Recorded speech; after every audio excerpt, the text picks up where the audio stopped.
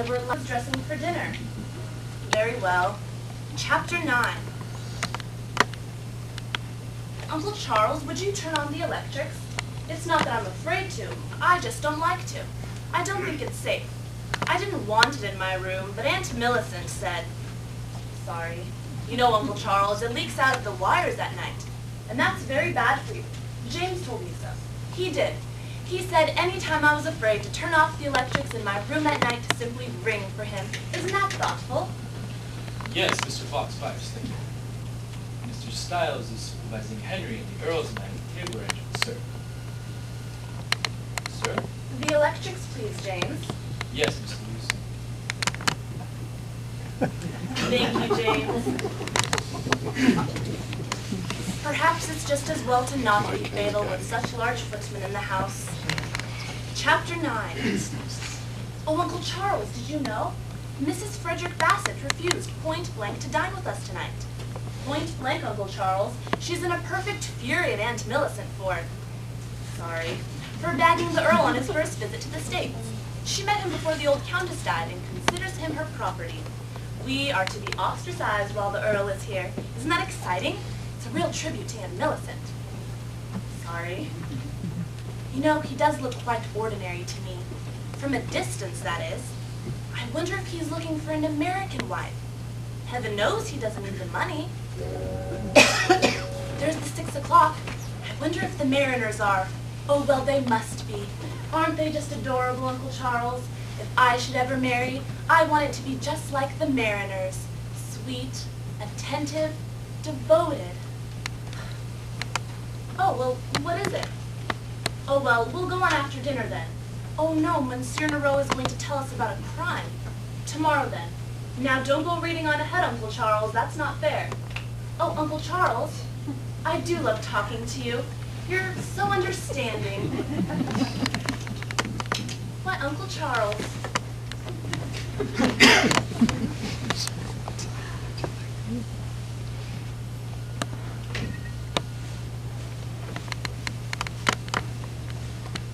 I say, give me a rose every time.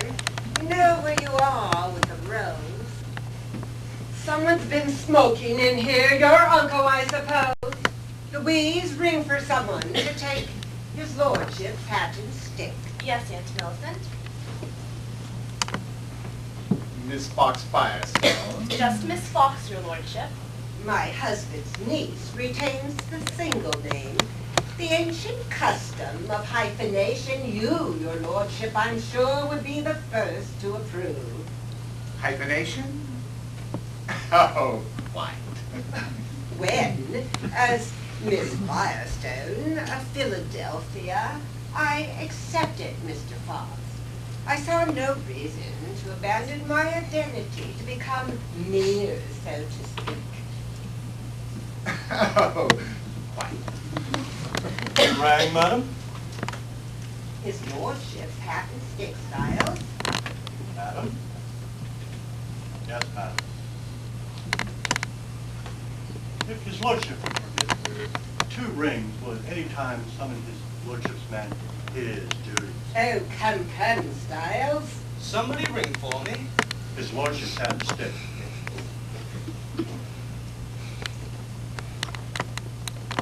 Your lordship, madam.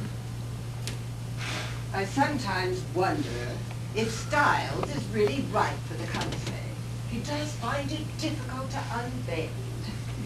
Your hat and stick, sir. Pardon?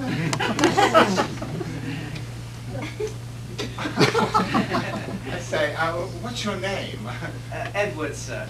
Edward. Well, Edward, would you take these things upstairs? I don't want them. Mr. Stiles. The Earl just came in from the Rose Garden, Edward. Oh, yes, sir. Yes, and I shan't want a bath, eh? I shall be upstairs directly. Walks. What? That will do, Edward. Yes, madam. Your lordship. Miss Louise. You know, that's most peculiar. This young man, your lordship, I can only assume to be the embodiment of that strain of whimsy so notably recurrent in the Baggersmith. Why? Oh, no, nothing of that sort, Mrs. Fox Firestone, may I assure you. A recent acquisition, Edward, a native. New York, as a matter of fact. My own man left Maud and May, you know, on the voyage over to a shocking degree, quite knocked up. Stomach like Gibraltar myself, you know. Had to be left behind. My man, that is. Oh. Am I being amusing? Well, yes, very. Really? Well, how nice. We are being curt. Decorum, Louise, if not delicacy of mind, I must insist upon.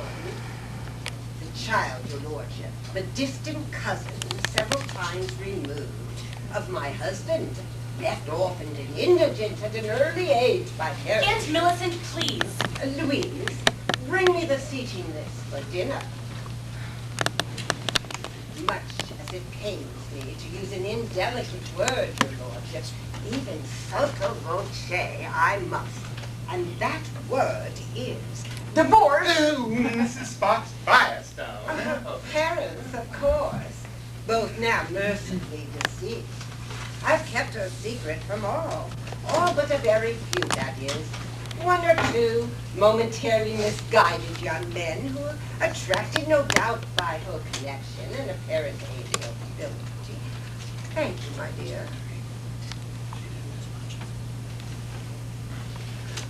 I'm in a quandary as to the dinner arrangement, your lordship. Should I be selfish with you, as is my natural instinct, or selfless, and seat you next to a most charming young woman, Miss Gumpert, whose private car, I do not doubt, was on the 6 o'clock train from New York? My word, a private railroad car. Refreshingly modest, is it not? And poor child quite alone in the world, having reached 30 only this year. Most we age 30. Oh, yes, quite. Having come of age, I say, she has also come into quite a comfortable little fortune. Something over 30 millions, I believe. Oh, Miss Gumpert, you say? Well, that would be, Gumpert's beer. But not at all obviously so.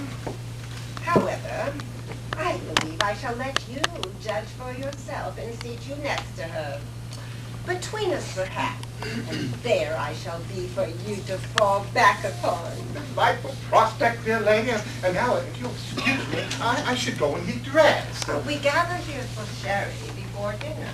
Charming. Well, au revoir. Then for a while? You will hear the gong. Quiet. Be quiet.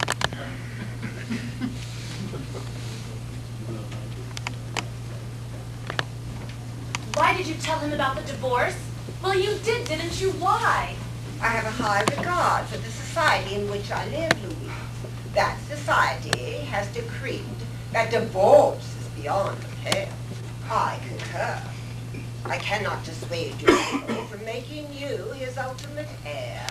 Upon my demise, in the likely event it should succeed his, you will be an extremely wealthy woman. Middle-aged, it is true, but wealthy. You will then be free to commit whatever foolishness seems wisest to you. The question will by then, I trust, be academic. Oh, I hate you. I hate you. Oh, Monsieur Nero, do come in.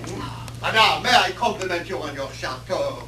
Never have I seen such a perfect place for crime. I beg your pardon. The chateaus are wealthy, beautiful women, as the jewels.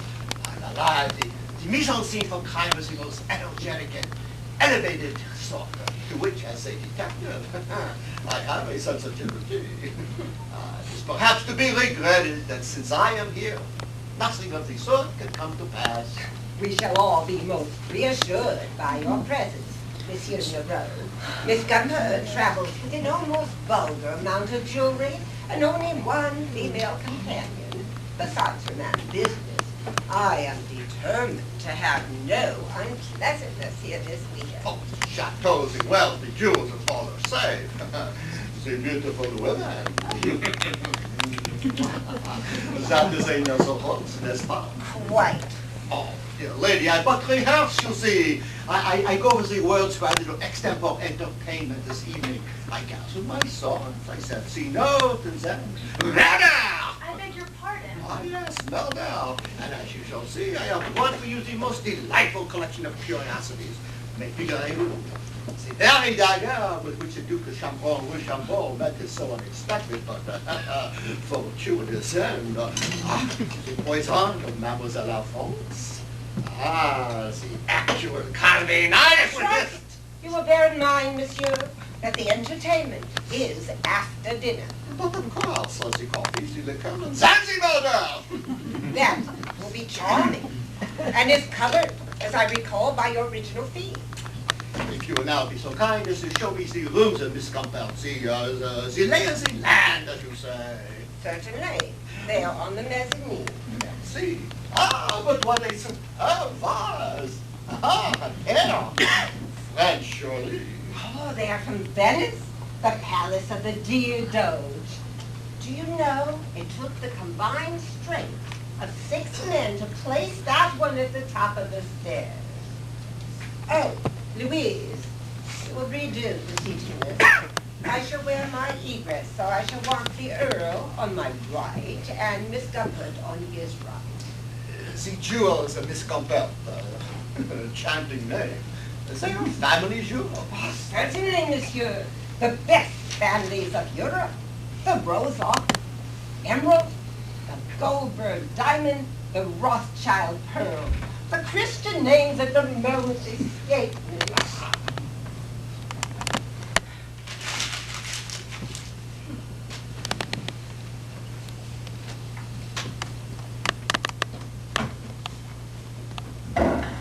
What was that?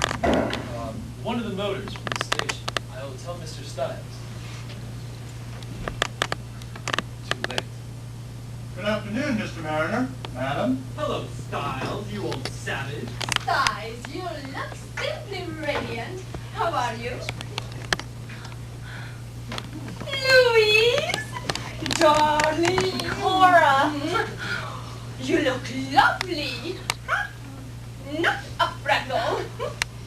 And how is the little gray home in the West? Oh, Cora, it's so wonderful to see you.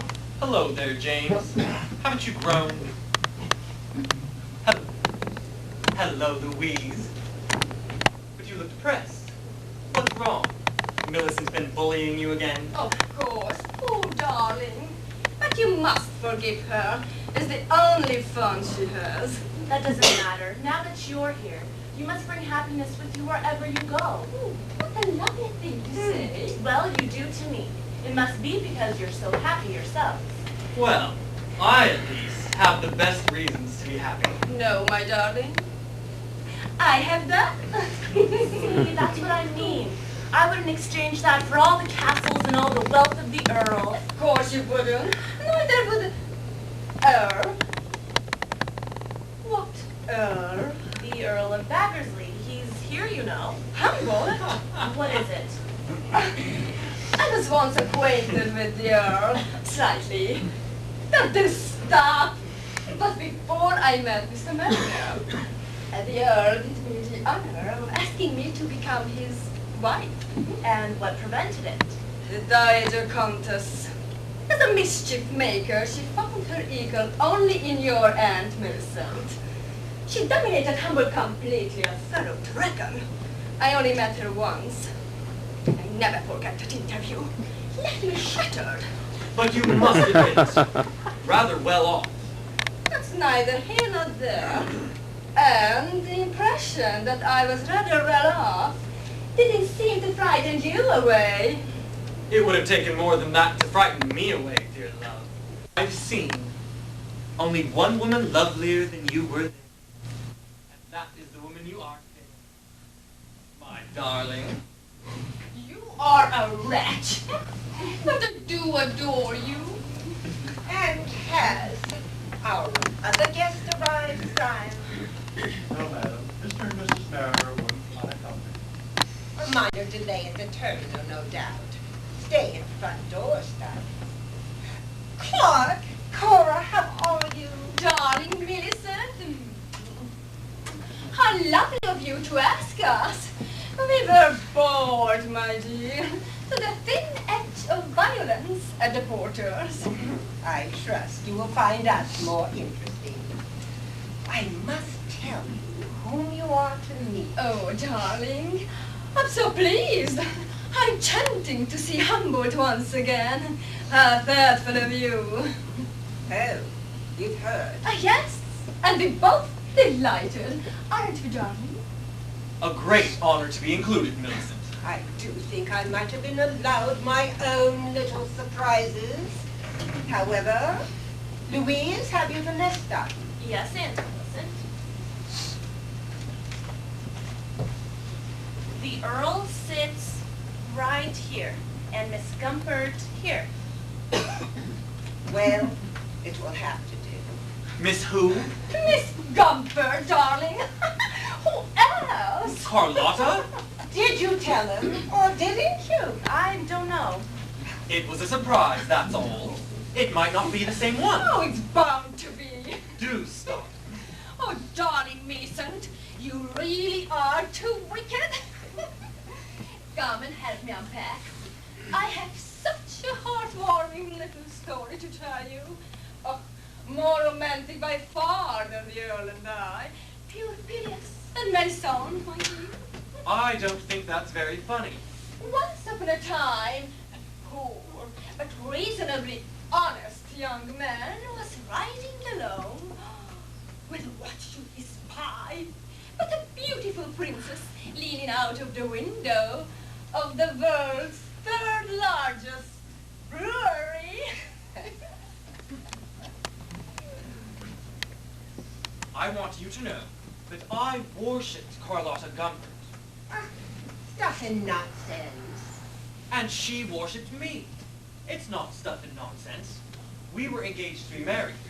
You've invited me here simply to rub beer in my salt in my wounds.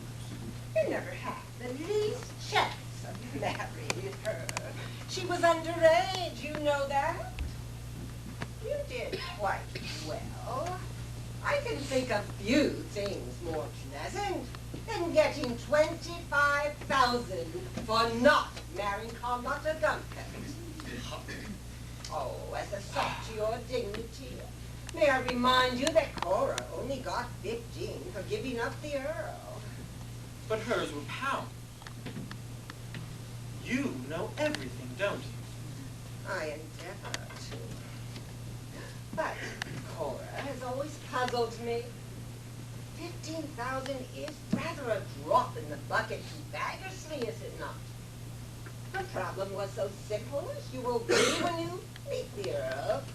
She had only outsit the Dowager.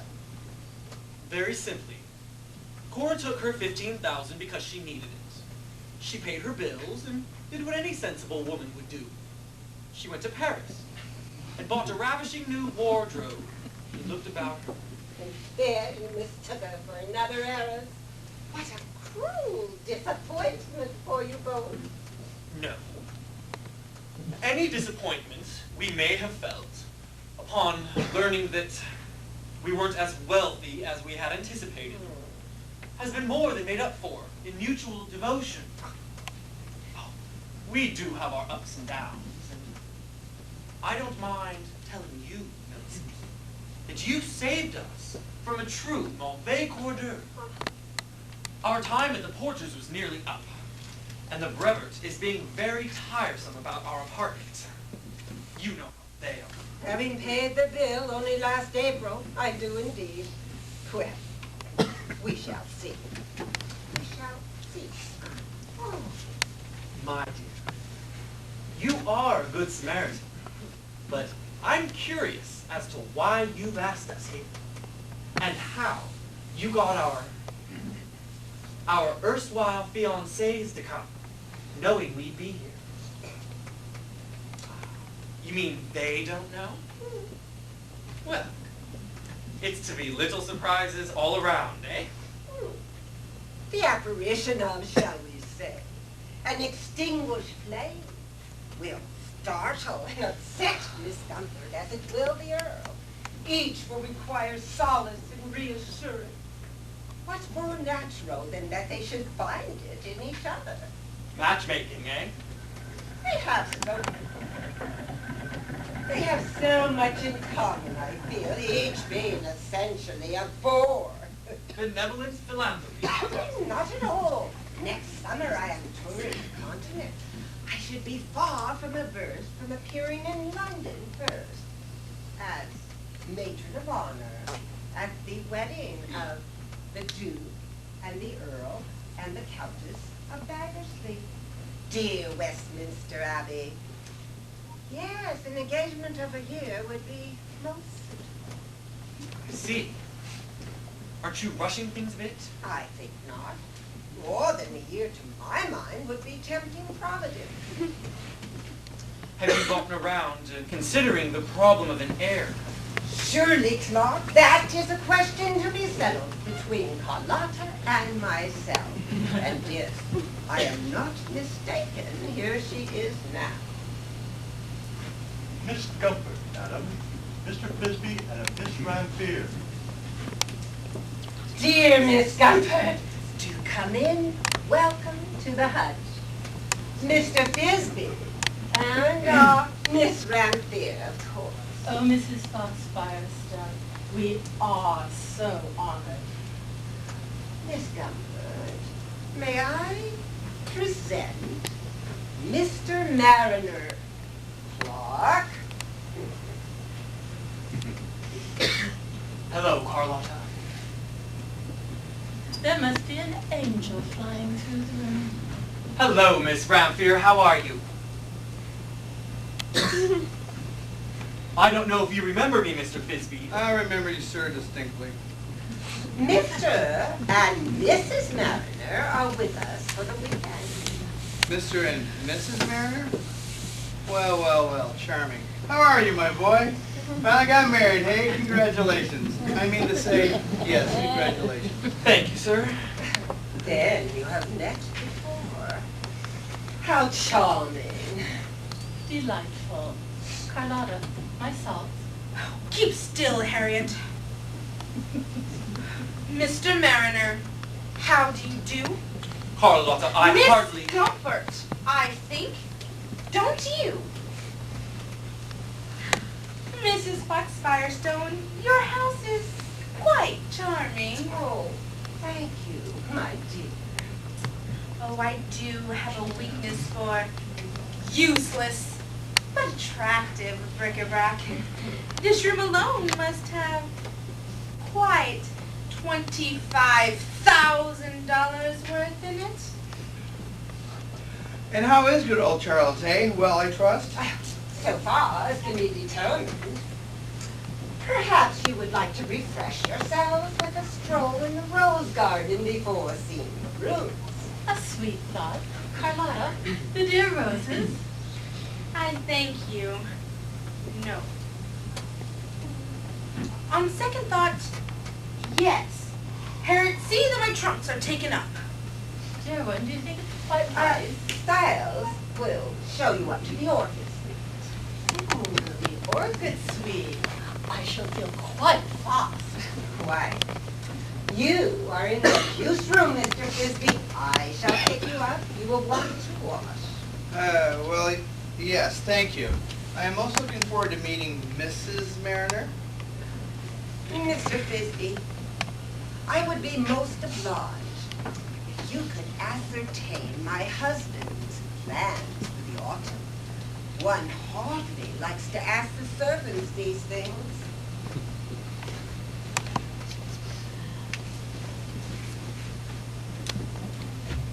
May I show you the roses? And of course, vice versa. I am quite capable of regarding a rose without assistance. Don't be cruel, Carlotta. Oh, dear me. Out of money already? That was a gesture of affection only. Who is a fortune Miss Mariner, if I may ask? Let me see. DeWitt Ironworks or Hergesheimer's Beef? Neither, as it happens. A Miss Smith. Cook, really? Cough syrup? I met Miss Smith, Mrs. Mariner, on the continent. After you jilted me. After I was ruthlessly and heartlessly separated from you by your Mr. Fisk. And $25,000? I couldn't refuse it, Carlotta. How could I? It was all I had to remind me of you. Oh, how touching. I was beside myself with grief and rage, I assure you. So much so, in fact, that you married the first heiress that came along. She wasn't an heiress. Appearances at the time may have... But no, Carlotta. I want you to know that I married for love. After I made it possible for you? Ha! No, Miss Gubbert. After you had made it impossible for me. May I say one last thing to you? Then I will go. I've seen only one woman lovelier than you were then. And that is the woman you have since become. Goodbye. Clark! Yes, Miss Gumbert? Oh, well, Carlotta then. Thank you, Carlotta. Were you really unhappy? Bitterly, desperately. Oh, really? Carlotta, please. Hurt me, jilt me, but don't insult me. Clark, forgive me. I fear I did you an injustice. Forgive you? I fear I thought you were after my money. Oh, Carlotta. I fear so. You thought that I, for a few paltry millions of dollars, that I would... 50. 50? I thought it was 30. I made some rather fortunate investments, as it turns out. You didn't sell the brewery? Oh, certainly not. Dear old place. Well, 50, 30, what's the difference? $20 million. One could live on half that. Build a little place somewhere? I should always want to keep the house on Fifth Avenue. Naturally, but a little country place like this. A little hideaway. A place for two to be alone. Alone, you and I. Together. Together. Mr. Mariner! Good God, what am I thinking of? Your wife! Nothing was further from my mind. They're not. I must go. Carlotta, wait. No, Clark. You've buttered your bread. Now, you must lie in it. You love me, Carlotta. And I love you. But love isn't everything. You're right. Love isn't everything. Listen, Carlotta. If Cora knew I had a chance like this, her happiness, I mean, she wouldn't stand in our way. She'd understand. None better. Are you suggesting? Why not? You can't be serious. Marry a divorcee? Never. You're right. I thought for one mad moment. But you're right. I don't say that if you had come to me single, or even a widower, I might have... But no, it's quite impossible. Unless... I don't suppose Mrs. Mariner is of the delicate constitution? She's revoltingly healthy. Then I must wish you a long and prosperous life with her. Carlotta, please. Oh, Mr. Mariner, Mrs. Mariner is waiting for you upstairs. Thank you, Louise. Do you know Miss Gumbert, Miss Fox? How do you do? Ah, the voice of duty. I must go and dress. I understand we are to meet the Earl of Baggersley this evening. Mrs. Fox Firestone wrote at some length about him. I am most anxious to meet his lordship. Oh, dear. Oh, don't look sad, Clark. Just think of me so much. Spelt milk. Au revoir. Damn. Was my timing wrong? No, but mine was. Let me give you some good advice, Louise. Someday, you'll inherit all this. When you do, don't waste time. Marry some young fortune hunter at once. I won't. I mean, I want to marry for love. My dear girl, there is no quality in a woman so lovable as money. It's the only basis for true and lifelong love. If I were a wealthy woman, I'd make absolutely certain my husband was marrying me for my money. Because then I would know that for him, I had an allure that would never lose its blue, or turn gray, or sad, or grow dull and waspish, or look like hell in the morning. And Louise, about Miss Gumbert. Oh, I understand, and thank you for the advice. Well, it's as good as any you're likely to get, and a lot more practical too. Hello, Henry. Yes, Mr. Merrick. $50 million worth of spilt milk. Look at that. Spoiled my whole design. Just move them all over one. It's all spoiled. No, it isn't. Here, look.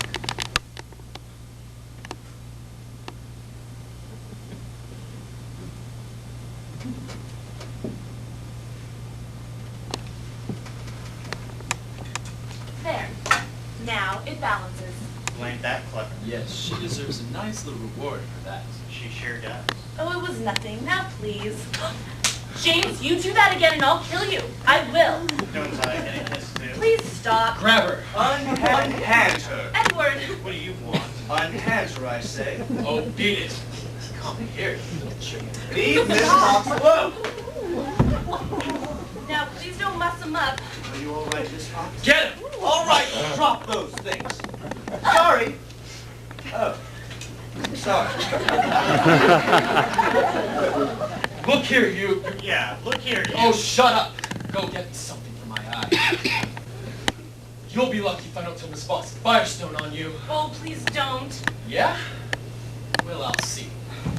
See you later, mister. I hope they didn't frighten you. Not nearly as much as you did. What were you doing with that revolver? I use it in my business.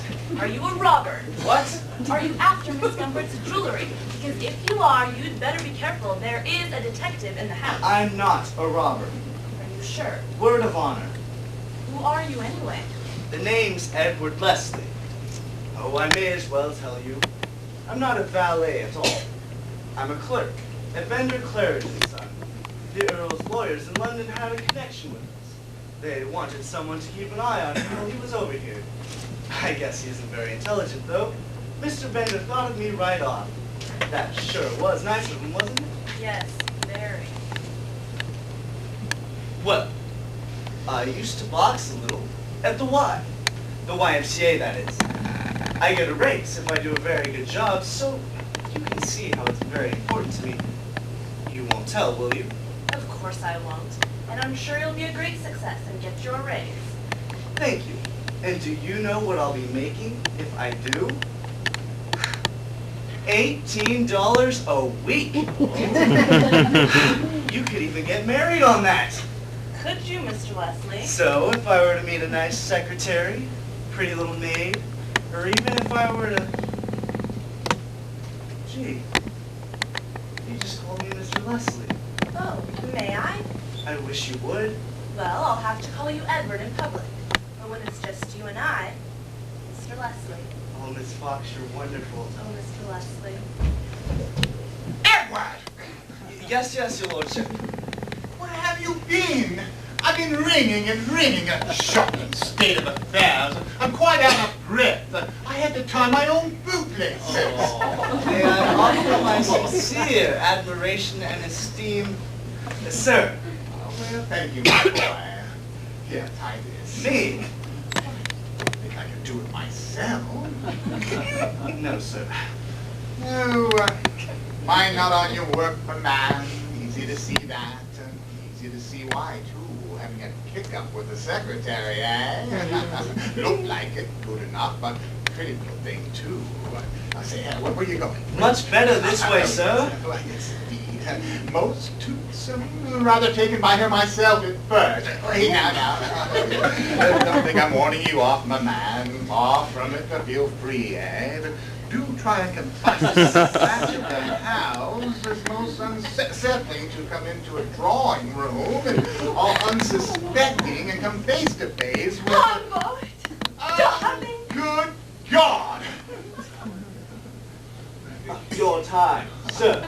Miss Smith, you here? Yes, Humboldt. It is I. And how well you look. Yes, you too, as always, my dear. If your Yes, lordship doesn't stand still. Yes, never mind all that, Edward. Go doing whatever it is you do. Go upstairs and turn down my bed. And that is to say, that'll do, Edward. Yes, your lordship. Mrs. Mariner. Ah, how enchanting to see you again, Humboldt. Quite as though nothing had intervened. What did he call you? Who, darling? Did someone call me? I don't think so. It was your imagination, Humboldt. As always terrific and fascinating. He called you Mrs. Mariner. I heard it distinctly. Oh, Humboldt. It was so long I saw you last. Let's not discuss trivialities. And who, may I ask, is a fortunate gentleman? Gallant Humboldt. I met Mr. Mariner soon after you and I were parted. Where was I to turn? Alone, friendless, grief-stricken. Mr. Mariner was my sole support in the hour of need. Indeed. Mamma led me to believe that I had provided your support for some time to come. Oh, Humboldt, believe me, I forgave you that insult. Now look here, old girl. £15,000 is no insult. Was it 15,000? I forgot. Indeed. And Mama said that you snapped it up like a hungry cock. And how is the dear old creature? Fine, thank you. That is to say, dead, of course. What a pity. Rage, I presume. Oh, poor Humboldt. You have all my sympathy. I too know what loneliness is. You, Mrs. Mariner. Oh, don't call me by that hateful name. Won't you still call me just Miss Smith? Just because I'm married in name only, of course. No need to be formal. Name only. I must tell you this. My marriage is a mockery. You don't say. And my husband not only a beast, but he doesn't understand me. Also, of course, far older than I. And when he drinks, Oh, my word. look at that.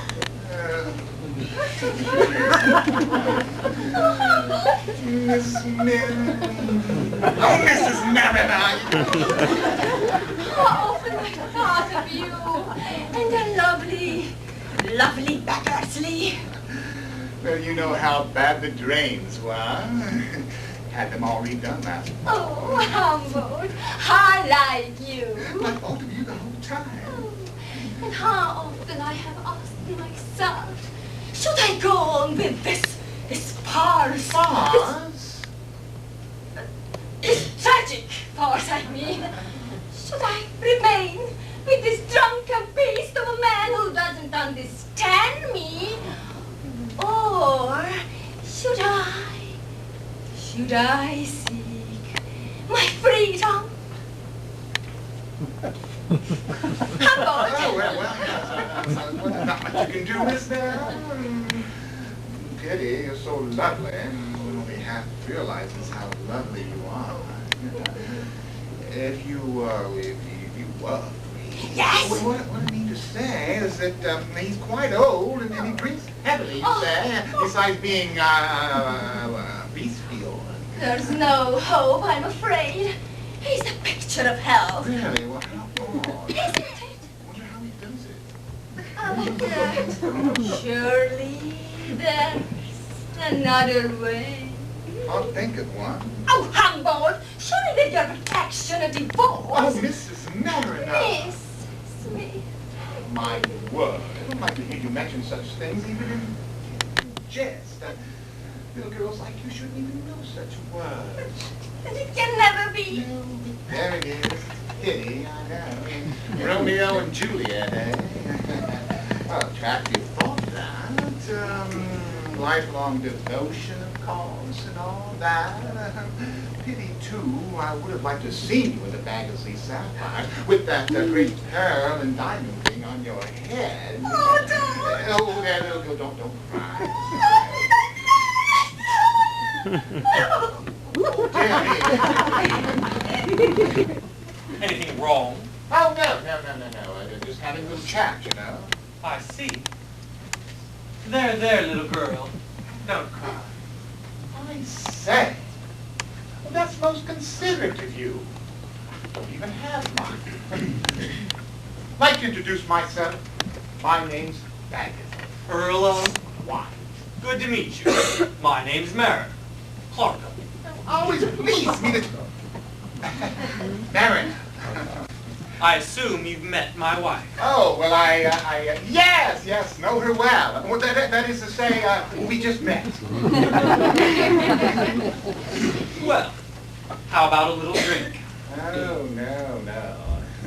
I mean, thank you, but I think not. Mrs. Mariner, if you don't mind, I brave little girl.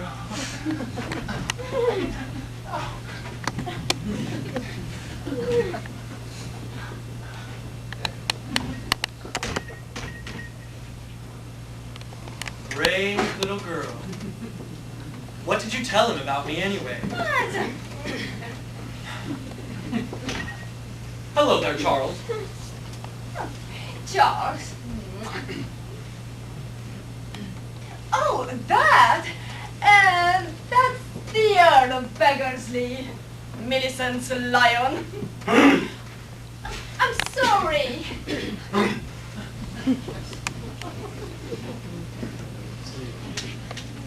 Well? You know, I just told him you drink and are bestial to me. That wasn't terribly original. It wouldn't do to be too original with Humboldt. How much did you hear? Just the bit about your not wearing the Baggersley sapphire. Oh, don't.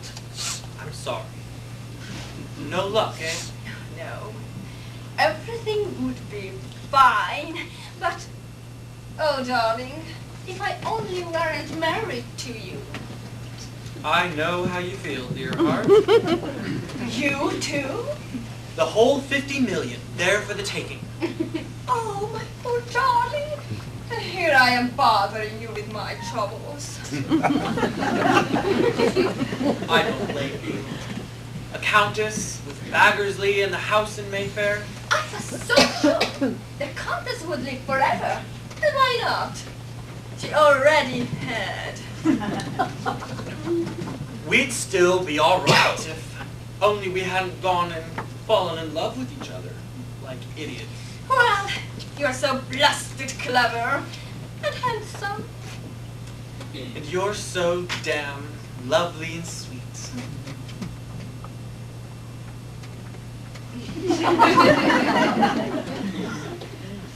Well, there's no point in recriminations. What are we going to do? I suppose you suggested a divorce. First thing I thought of. Out of the question, of course. Cora, wait a minute. What about an annulment? No, I suppose not. Don't give up, sweetheart. There must be some way we can get rid of each other. You know, you could disappear. Well, so could you, for that matter. I don't intend to disappear. And they say California is charming. But Gumpert's breweries are here. Oh. Besides, you'd have to wait 7 years 7 years? for me to be presumed dead. You would want to wait 7 years to become a widow. Oh, that's true. A widow? You'd have to, it's the law. Clark, I don't think something. A widow? We've got to think of something now.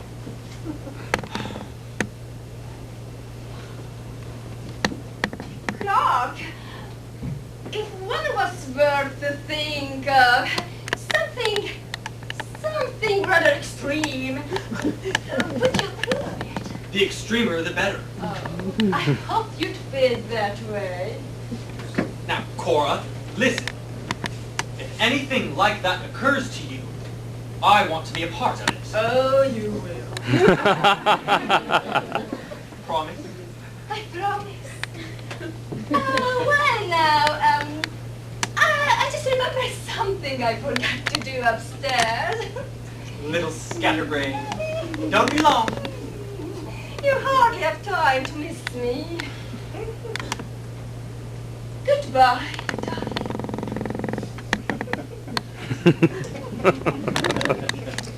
Monsieur, Aristide Marot. Clark Mariner. How do you do? The lovely lady is Madame Mariner. Yes, she is. Ah, romance. It is easy to see you're inseparable. Well, we seem to be. Sorrow at leaving you even for a moment. How beautiful. And how rare. Ah, monsieur, it miserably caused my marriage. The tragedy. I take it you're married. Alas, no, monsieur, je suis Rouveau. Rouveau? A widower, monsieur. A widower? Alas, an uncertain footing while dusting the chandelier. In combination with a temper not of the most pleasant. C'est la vie. A widower? Alas, yes, monsieur. In only a moment, a man can again find himself a bachelor. A bit sadder, it's true, but perhaps wiser. A good deal richer, too, I should imagine. The unforeseen occurrence is not always so unforeseen. There are certain aims that only a neat little murder can achieve. Murder? Alas, yes, monsieur.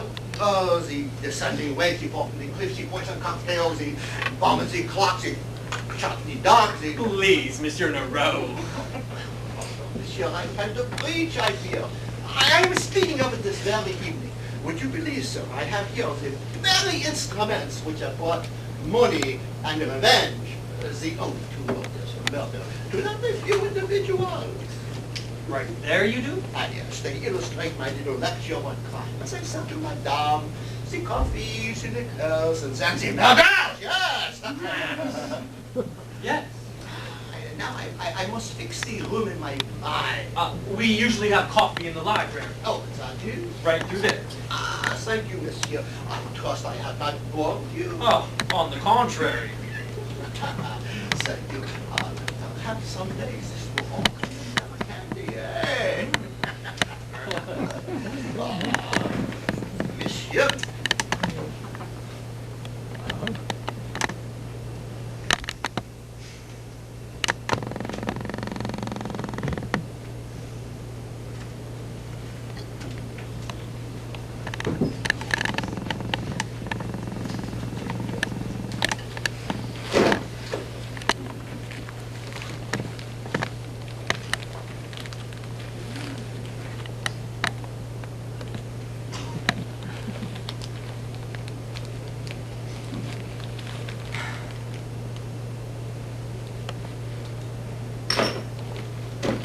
Your lordship, Oh, Styles. I beg your pardon, Mr. Mariner. I mistook you for the Earl. Is that a compliment, Styles? That, sir, I have no way of knowing. My meaning was, sir, that almost any two gentlemen in evening dress. Well, we don't show much originality, do we? It must be protective coloration of a sort. As one that wears evening dress more or less intermittently, sir, I venture to say... Clark, dear, Yes? would you bring up my bag, please? Yes, darling, at once. I venture to say that from an angle of oblique angle and a distance of 20 or 30 feet, allow me, sir. Thank you, Styles. I'd be willing to stake my life that even the most discerning eye could not differentiate between one gentleman in evening dress and another.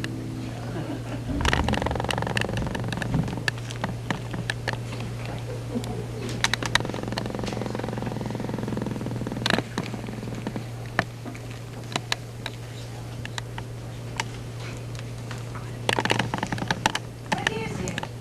What is that disgraceful noise? Styles! I cannot have you lying about like that. Get up this instant. James! Henry! Talk. What can Styles be thinking of? I'm afraid he's not thinking about anything, Millicent. The vase at the top of the stairs seems to have fallen on him. He's dead. Oh, dead. Preposterous. The gong will sound at any moment. There. You rang, madam. I rang, James. You better go take a look at Styles. Sir? Just behind you. What happened? Is the Earl all right? Yes, he's in the library. More's the pity. Here. Oh, this is frightful. I will not have it. James! Yes, madam. How is he? Stiff as a poker. Someone has been very careless. What happened to the old sourpuss? Succumbed with the pace. Jeez. That will do. Really, Millicent, you must take steps. Of course. What am I thinking of? Edward, you will have to serve dinner after dinner. No, madam, but... Henry, get him what a Styles is. Do this. To say nothing of Styles? James, you and Edward will have to. My goodness, James. What has happened to your eye? I was biffed, madam. Biffed? Ah. A footman with a black eye. A dead butler. Is there no end to these irritations? But really, Millicent, what about Styles? Styles. Oh, yes, Styles, of course. Edward, James, tidy up the hole at once. Get a broom, James. The bone, I presume, is beyond repair. I fear so, madam. Oh. You're sure the Earl is all right? Yes, he's fine. I said at once. Yes, madam.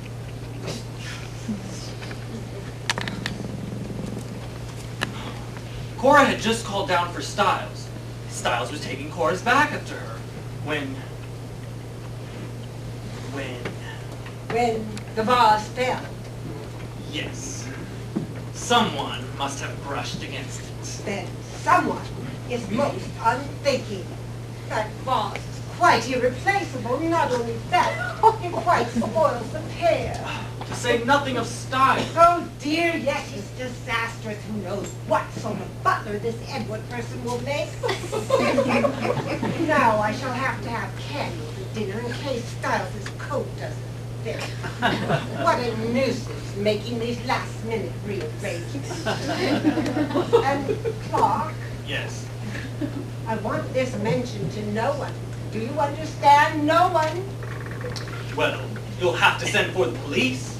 The police can have this weekend ruined simply because my butler is so foolish as to allow himself to be struck by an insecure bit of bric-a-brac. But you must.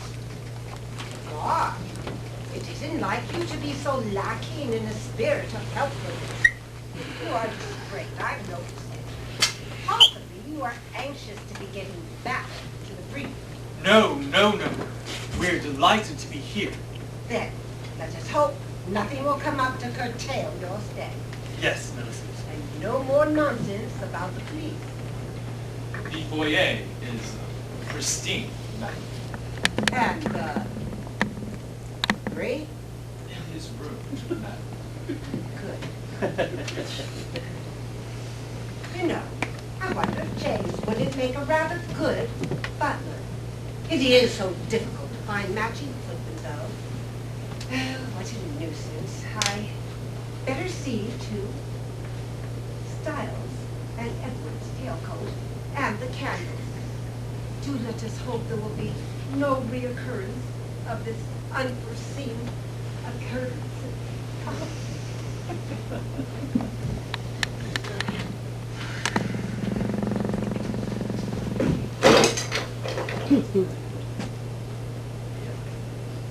Hello, Humboldt! Ah! Clark! Is it you? Yes, dear. Pale and hearty. How pale you are. I just powder in my nose. Oh, that's what you were doing upstairs? Yes. Yes. I forgot before. Aren't I careless? Indeed you are.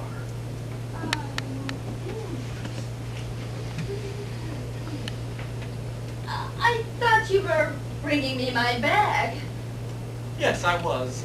But you didn't. No, I didn't. Who did? I beg your pardon. What I mean, who was that? Oh, good heavens. Dearest, you are pale. Oh, no, Clark. Was it the Earl? Was what the Earl? What I mean, have you seen the Earl? Only a brief glimpse before he went out. Went out? To the library, dear. You were here. And not since? No. Dearest, I'm worried about you. You don't look well. Are you sure the exertion wasn't too much for you? Oh, no, it was just a tiny little...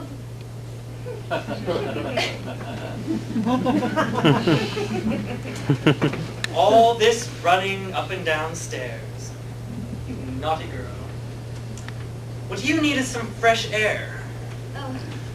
A little stroll in the garden, perhaps? I think not, thanks. There's a lovely view of the sea from the top of the cliff. You go, dear. I think I will just go and look it over. Maybe later. Well, maybe. Good. I'll be back soon. Clark, Yes. where's my bag? The last I saw, Styles had it. Styles? Yes, dear. In the future, you really should be more careful. I will. Who's Styles? So will I, darling. So will I. Oh, Millicent.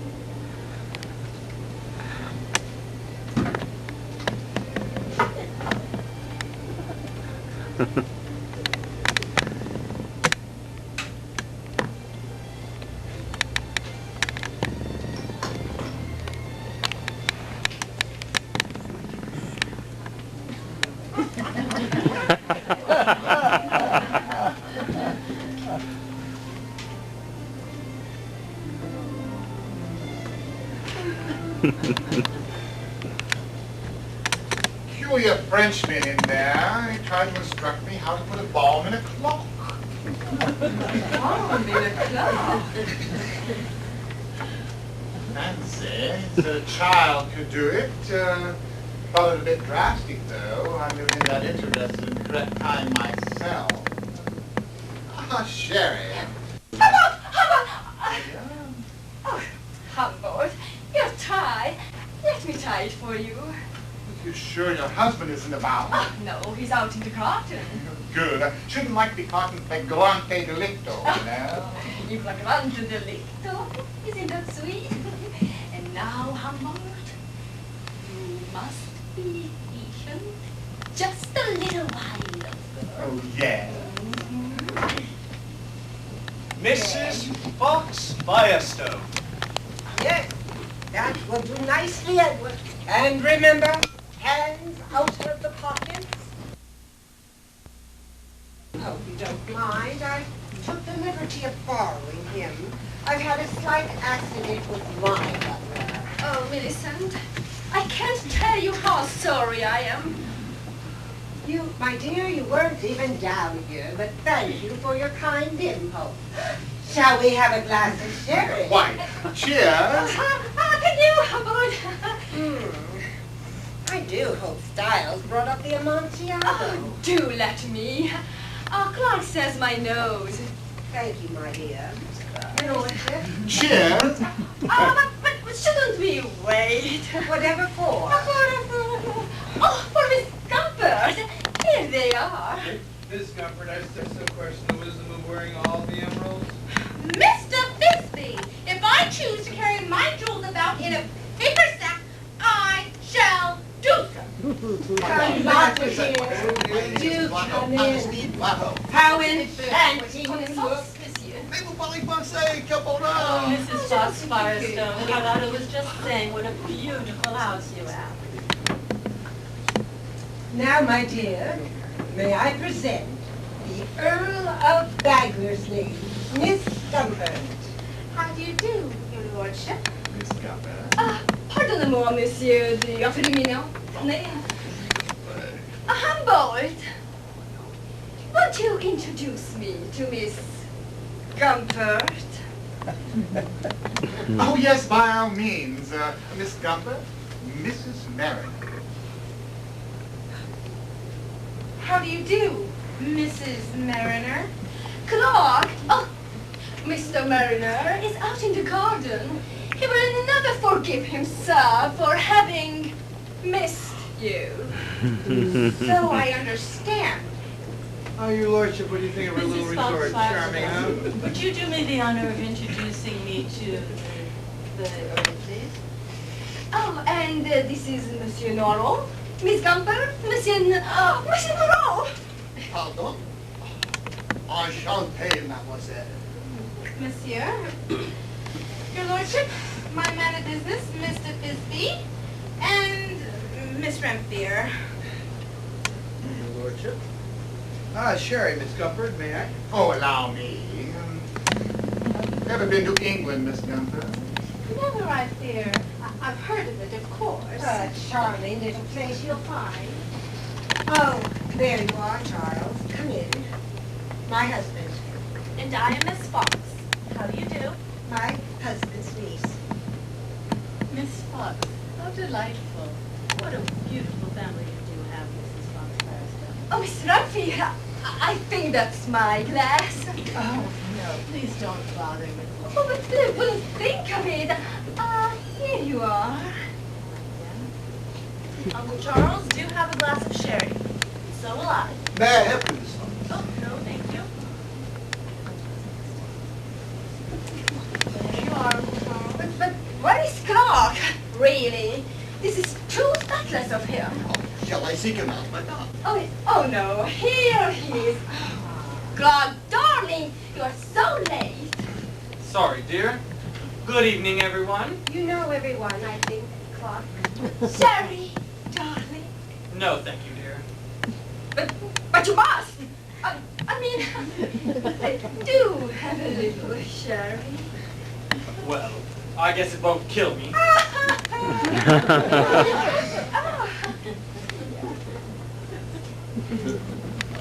Beautiful. And now, Miss Fox Firestone, if I may, I should like to propose a toast By all means. to romance and love. By all means. To relax and love. What's that? Mr. Moreau has proposed a toast, your lordship, and I shall second it. Romance.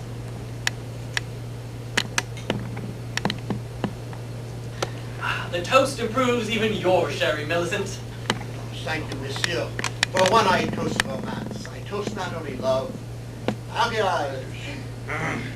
What is more romantic than the perfect marriage? The care, the devotion, the understanding.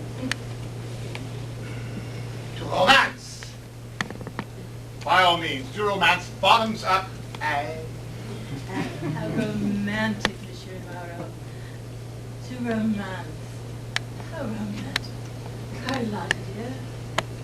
Mr. Bisbee, you shall toast me and I'll toast you. After all, who knows? Miss Fox, you make me feel quite rash. That will do, Louise. Millicent, you haven't joined our toast. You will hurt Monsieur Moreau's feelings. You of all people should believe in romance. By all means. To romance and marriage and England in spring. Carlotta, you must get his lordship to tell you about baggage during dinner. You'll find it fascinating. Oh, yes, we did all the drains last year. Amazing difference, new drains.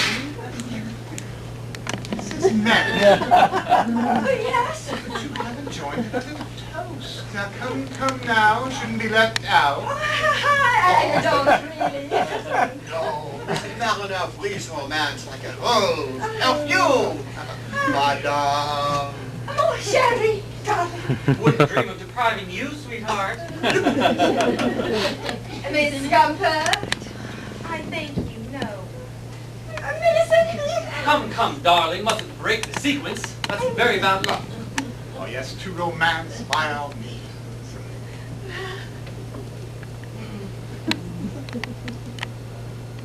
I don't understand Styles, the butler, not leaving the decanter. More sherry, anybody?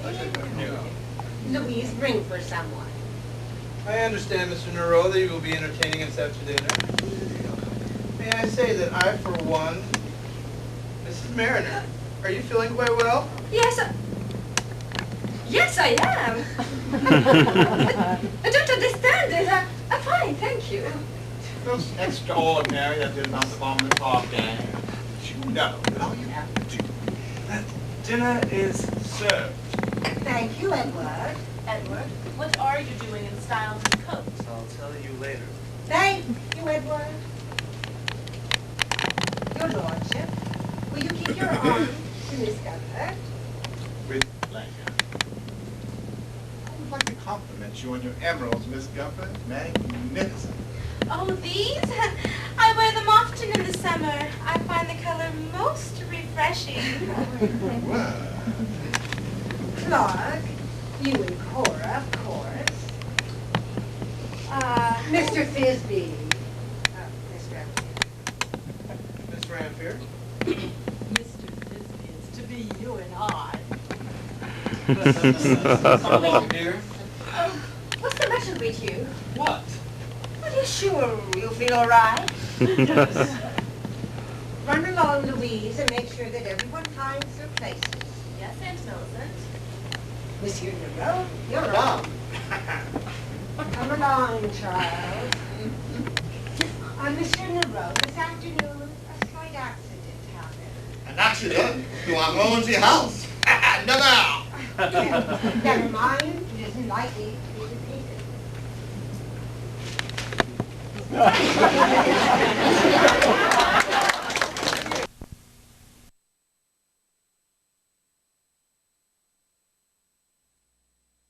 But we ought to do something about him. They'll be out here any minute. Never mind, Tim. Go on, you. Well, like I said, they all come to dinner except the old man. And when I came out to get the glasses, there he was, just sitting there. You don't know a corpse when you see one? Well, he acted the same as usual. Now, that's a hell of a thing to say. Now, listen. I may not look Irish, but I am. And I'm Nixon, too. And if we don't start dating someplace soon, by God, I will. Now, what happened here? I will not have shouting so soon after dinner. Who is this person? Police Lieutenant, Sergeant, ma'am. Lieutenant. Sergeant. Oh, this is going to be most annoying. Yes, ma'am, it always is. It would have been advisable to change your name when you left the ranks, would it not? I will find a moment for you when the ladies are in the library. We are in the process of meeting the gentlemen. Really, Edward, I expected to find this room presentable by now. Yes, I regret to say, madam. Interference, I suppose. Inexcusable. Oh, dear me, the ladies. Edward, James, Henry, line up, please. Come on. Sergeant, if you don't mind. Come, man. Oh, yes, ma'am. Look cheerful, please. This evening is being quite difficult enough as it is. Ah, Miss Gunther, do come along to the library. Quite. Your lordship? Oh, come along, Harriet. It's very rude to gawk. capital dinner, capital. didn't recognize a single dish.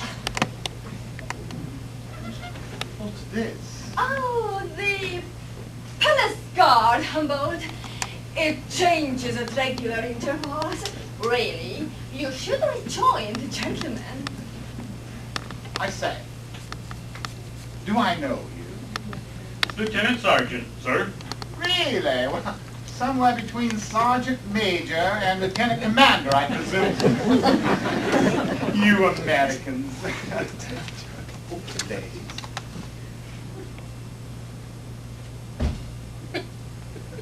At ease. Lieutenant? Is that man a policeman? Oh, there, Cora. I'm sorry you had to be subjected to this.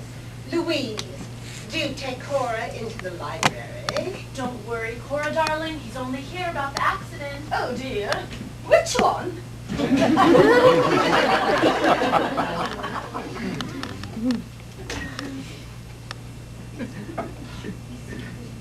Now then, I cannot have my drawing room cluttered up like this.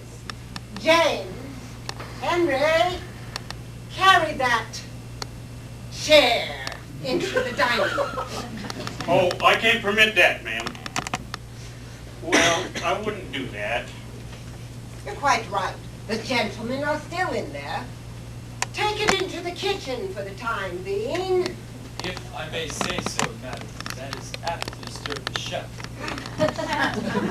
True, and on the heels of his triumph with the mousse au chocolat. Let me see, the butler's room is taken. If I may suggest a compromise, madam, how about the pantry? Why, Edward, how resourceful of you. The pantry, then. Yes, madam. And Edward, you may serve the coffee and the liquor. Very good, madam. Oh, Edward, on second thought, no liquors. Now, just a minute there. That there corpse mustn't be moved. You're going to become a nuisance, my good man. I shall wash my hands of you. This is my drawing room, and if I may say so, my corpse. I don't believe you appreciate the seriousness of this, ma'am. Not appreciated. A house full of guests and no host. It is the sort of social lapse I have always been the first to deplore. Happily, among my guests is one eminently suited to deal with such a contretemps. Monsieur Aristide Nero is with us, Lieutenant. Nyrol? Of the Sûreté? Here? I see you know the name. Know it? Holy Moses! Oh, excuse me, ma'am. Why, if we'd have known, we'd have invited him down to the station. The great Nyrol. Why, I better go report to him, if I can be of any help. You'll find him in the dining room with the gentleman. Thank you, ma'am. I wish I'd brought my copy of his books for him to autograph. Is he gone? Just joining the gentleman. One cannot hope that he will fit in. I only trust he won't amuse the Earl. Oh, Millicent, I must tell you how extremely sorry I am for what's happened. It was inexcusable. Really, you really must stop apologizing for every little thing that goes wrong, Cora. After all, it wasn't your fault. It just did. It wasn't. In fact, my dear, you've been an enormous help. The Earl and Miss Guthrie are getting on famously, are they not? Now, come along. The gentleman will be in soon. Oh, directly. I left my bag.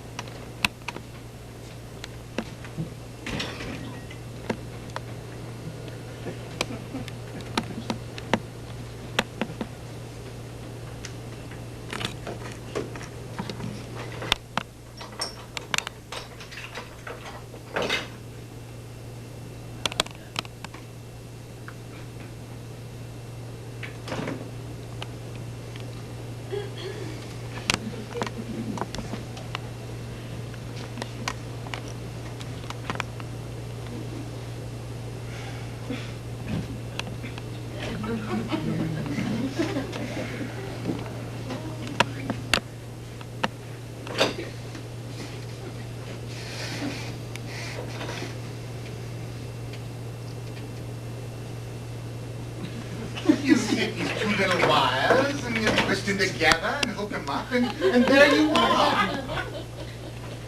Thank you, Lordship. I think I have it now. Of course, it all depends on where you start. One takes one's dynamite. There you are, Mariner. The Earl has been telling me. Yes, I know. You are most kind, monsieur. Oh, and the way you handled those DuPont mutilations. It was beautiful. Truly charming case, but I must not take all the credit. There was one thing I enjoy. It is a good fiend. And I have never even seen a fiend. Patience, my friend, patience. You are young. This is most upsetting, you know. I should return to New York at once. You must stay for coffee.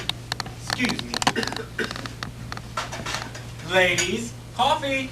Handsome woman, Miss Gumper. By George, those emeralds. You're her guardian, I believe. I was until she reached the age of majority. I no longer handle her affairs. Her affairs? Has she had many? I'm sure Mr. Fisby means her business affairs.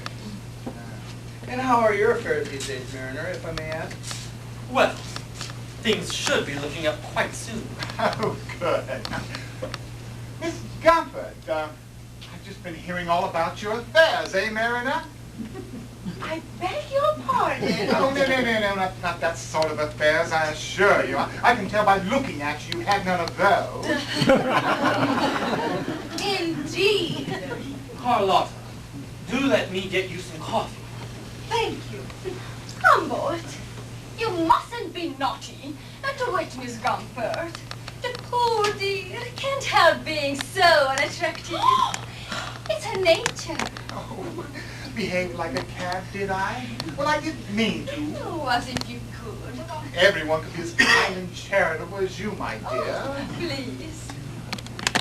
Come along, Miss Ramfield, unless you'd rather be alone in the library. Oh, no, indeed. Louise gets me some coffee.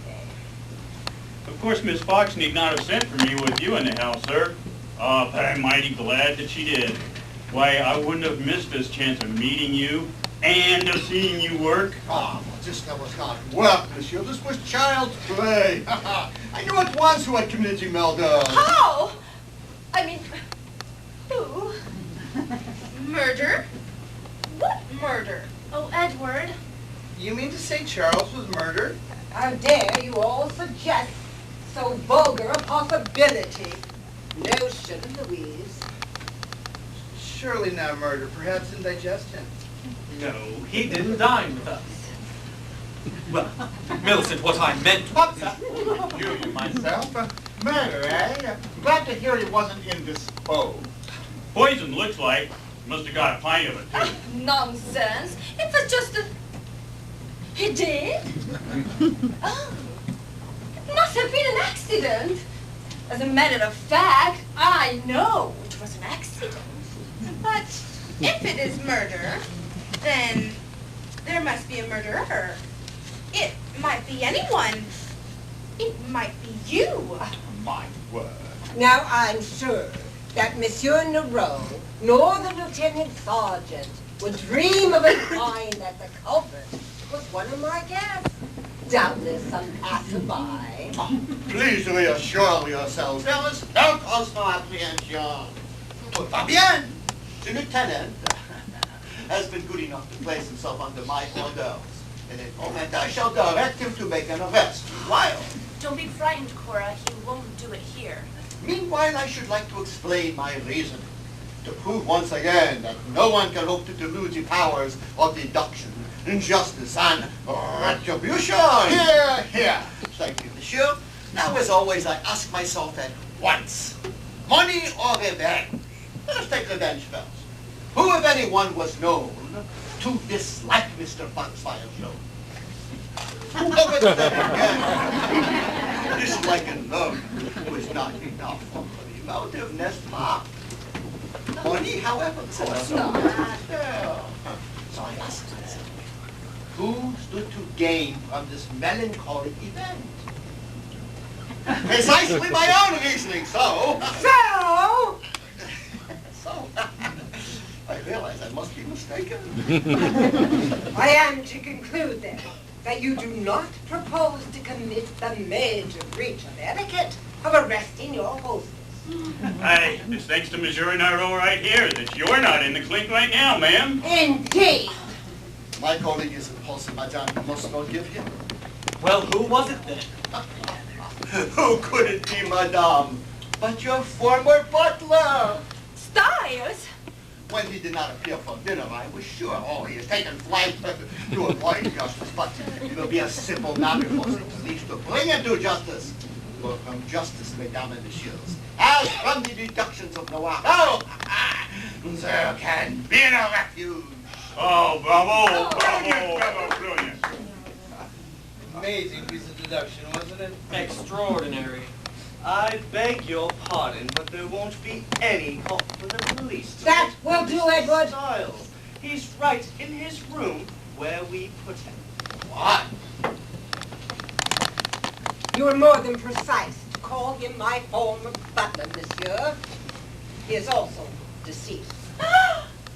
Bien entendu, I see. Overcome with remorse and contemplation of this frightful deed, I took the easiest way out.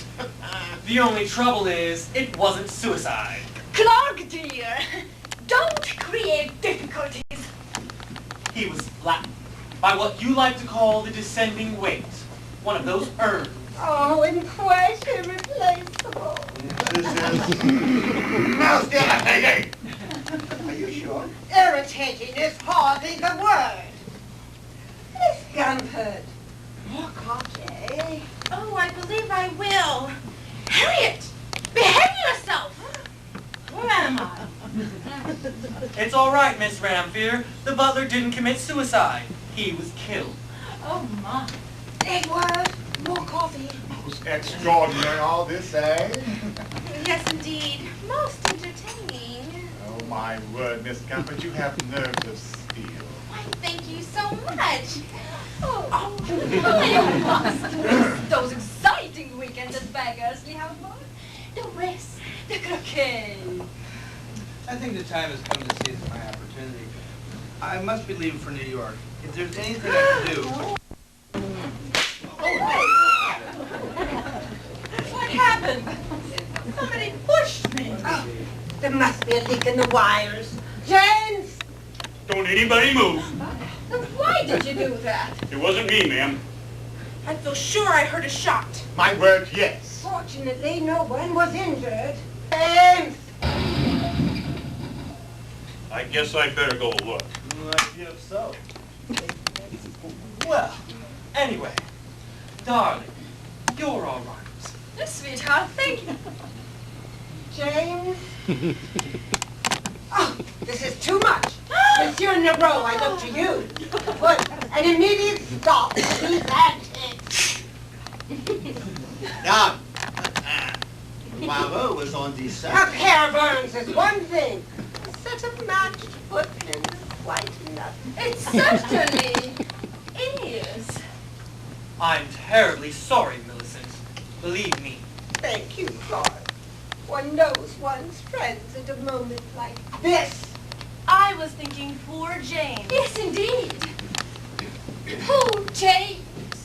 Well, for that matter, poor Styles. That was quite different. At any rate, I'm glad I insisted on a marble floor for the foyer with this sort of usage.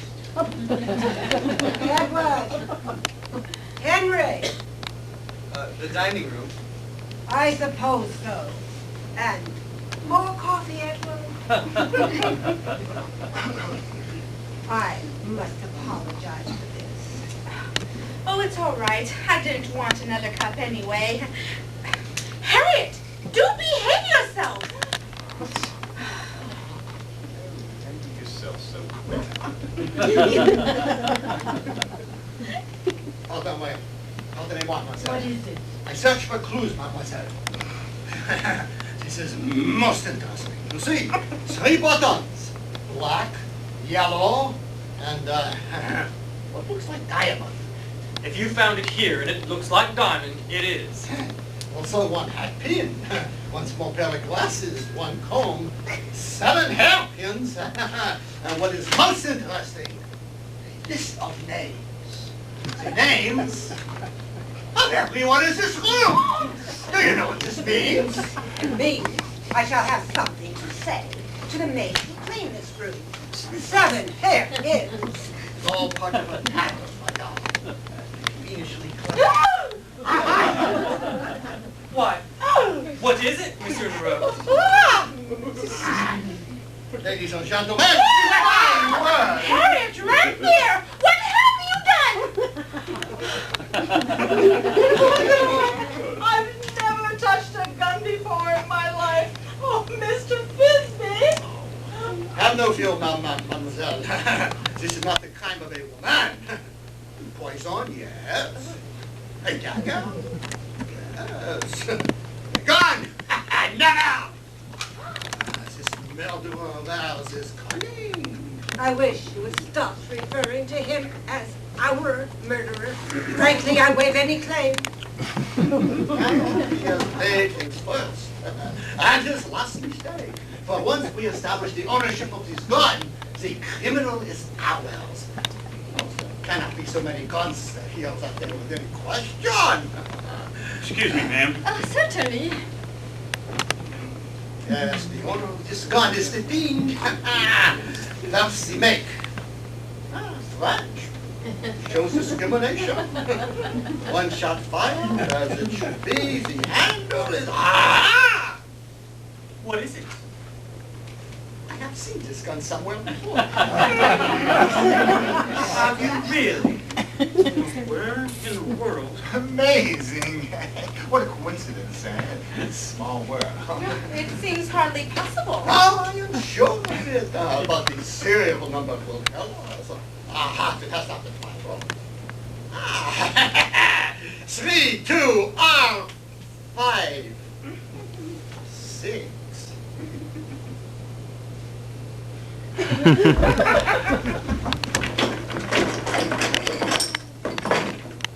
Now these buttons on the other hand. There was left there to throw me off the track, but I will not lose the scent. I will. Lieutenant! What are you doing down there? I'm sorry, ma'am, but I seem to have mislaid something. Look here, Nero, I want to know what you propose to do about this. I am at something of a loss, monsieur. I have missed something, some clue.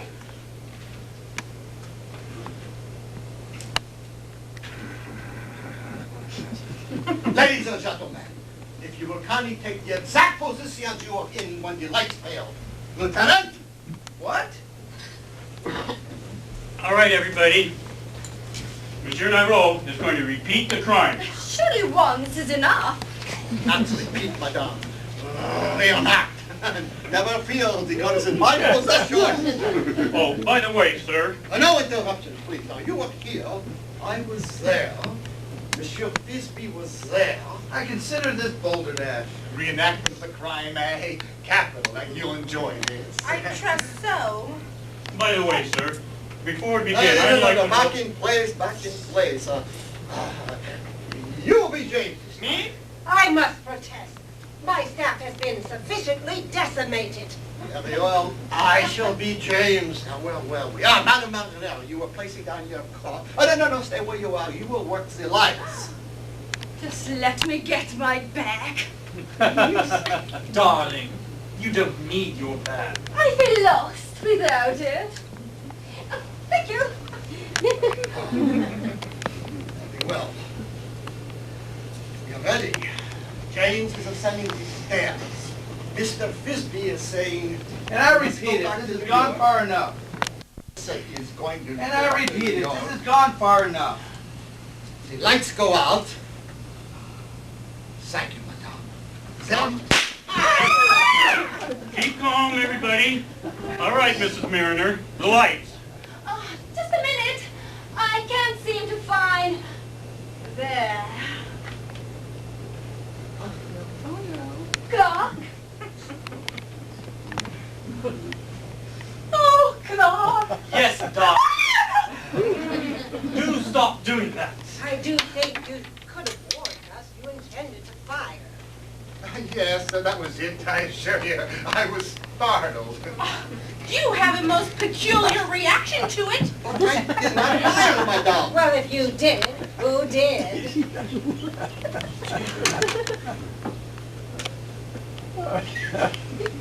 Don't anybody move. Ah, it was you. Thank you, Lieutenant. That will do for tonight. You and Henry may clear away. Are you all right, Miss Ramphir? Miss Ramphir! Oh no. Harriet, for the last time, behave yourself.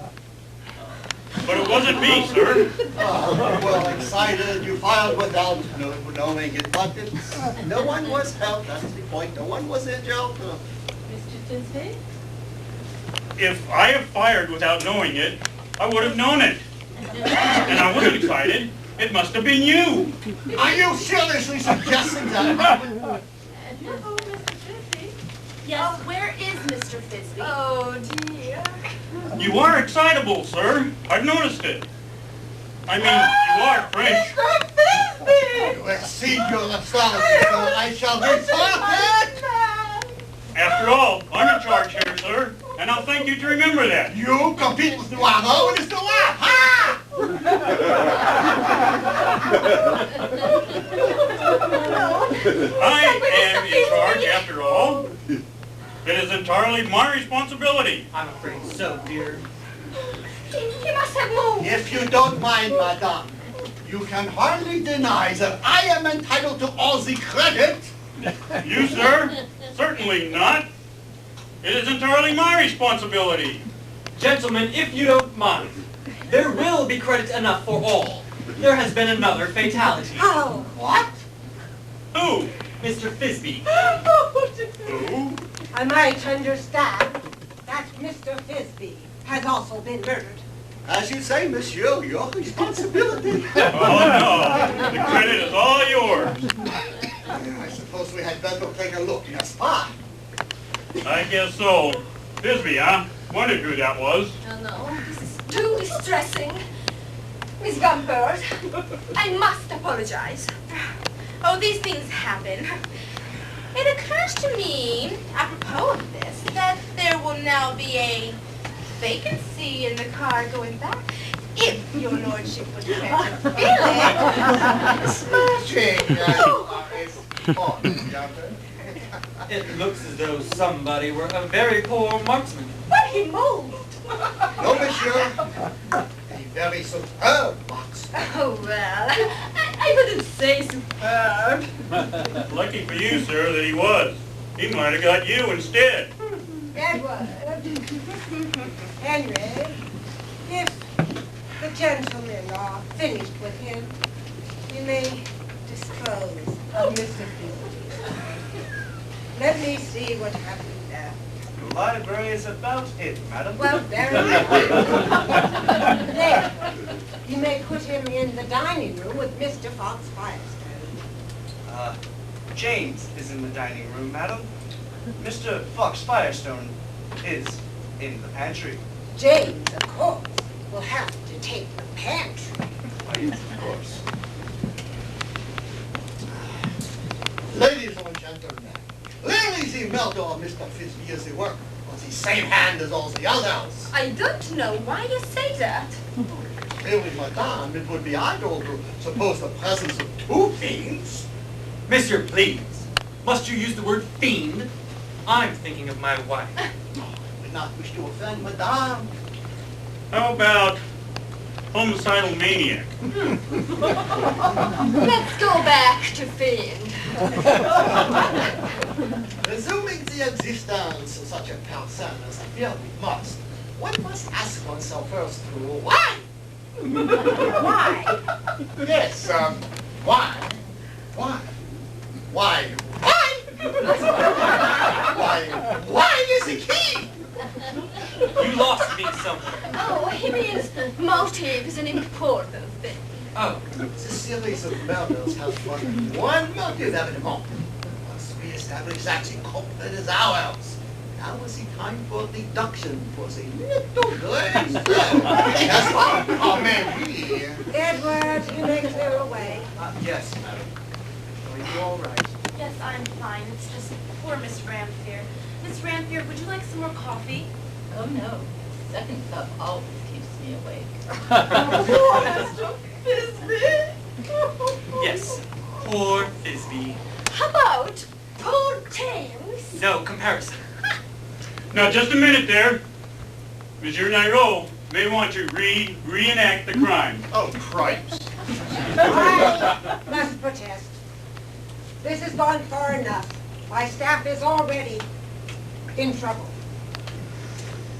I'm sorry, ma'am, but police business must come first. And we're going to solve this crime if we have to reenact it until there is nobody left. Ah, the spirit of youth. I'm going to bed. Oh, good idea. Let's. May I ask, won't you? Nobody leaves this room. On second thought. Maybe it would be better if we get this confusion straightened out, Carlotta. We shall all sleep better with clear consciences. My conscience is crystal clear. However, I shall stay. Harriet, my soul. Oh, do take mine. You're most kind. Mesdames and messieurs, if you will all kindly be seated. Henry! Monsieur Nero, I would appreciate you solving this before my entire staff becomes demoralized. Very well, you may go, but stay within call. Don't worry. I will. Come on, for God's sakes. Come sit down, darling. Over here. Where's my bag? Oh, thank you. Let us consider these murders as a series. For in that way, we will establish the common factor. Thus, Mr. Fox Firestone. A man of wealth, obviously, the motive here, money! Now, who would benefit from his demise? No impertinence, if you please. Perhaps, Lieutenant, you had better sit down, too. If you don't mind. Thank you. I've been on my feet all day. Oh, you poor dear. Now, having dismissed Mrs. Fox Firestone as ridiculous, pardon, madame, but likely we must look for someone else. Another member of the family, perhaps. But there is no one left in the family. Ah, yes. Next we have James the butler, the motive here, revenge of the monopoly. I happen to know that all of my men, our servants, are definitely paid handsomely. Enough to justify such drastic measures. So I must ask myself, can it be that he has lately quarreled with someone?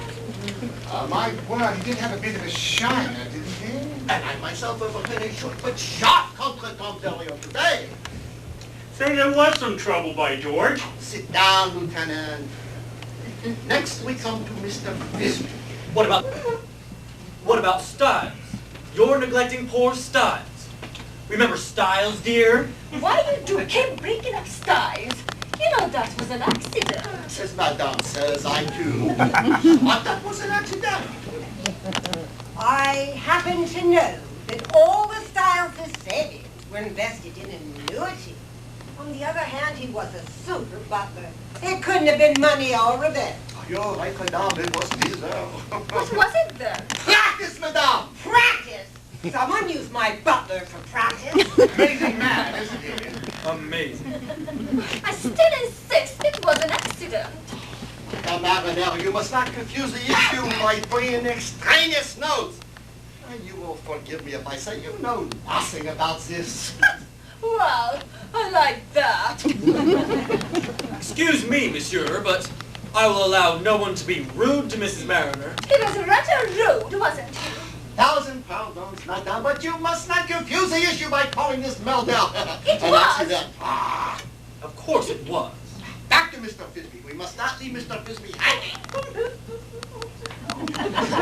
Again, a man of wealth, motive, money. You are mistaken, monsieur. Aside from a small bequest to my niece of $20,000, my husband was Mr. Fisby's sole beneficiary. To me?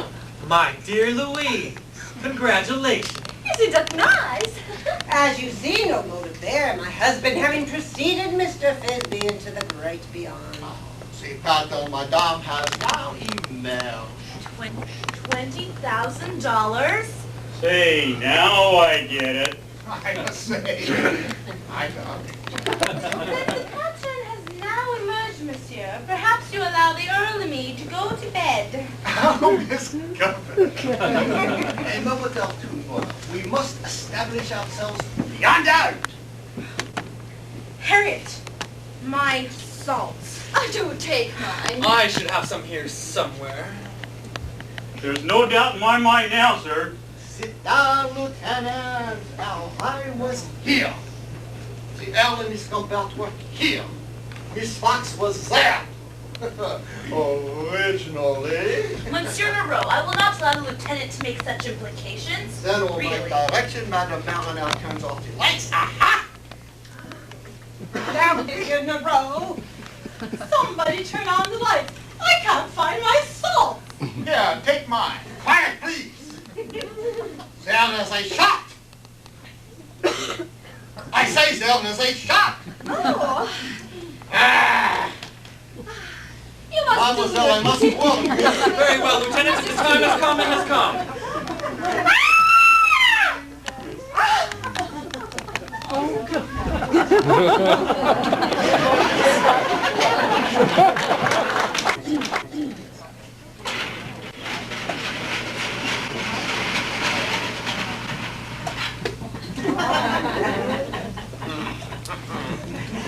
Most interesting.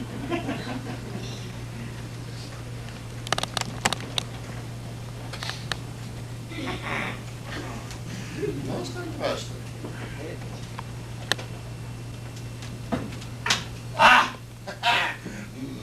Most interesting.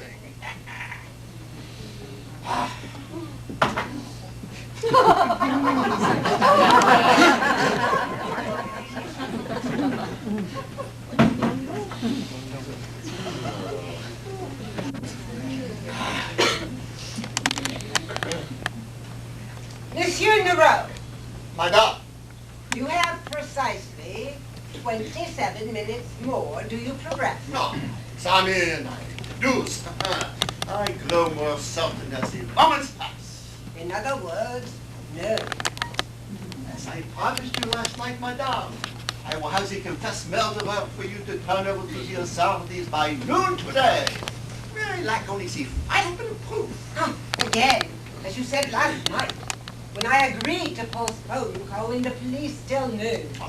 Madame, you are as reluctant to summon the law as I. True. It would erect an almost insurmountable barrier to the continuance of the weekend. Also point in fact, the law was summoned and only provided us quite gratuitously with another course. Frankly, monsieur, I was in a mood to snatch at straws. I was unnerved. The lieutenant's ill-timed demise might almost be said to have piled Pelion upon oath, if you know what I mean. Oh yes, a beautiful old tale. It is most difficult to know what one should do. But one would give for quick and easy way out of these difficulties. Perhaps a glass of sherry, madame. Sherry before lunch? I have not yet sunk to such a state. Never within my memory have had a weekend party go quite like this one. It cannot, I fear, be called a success.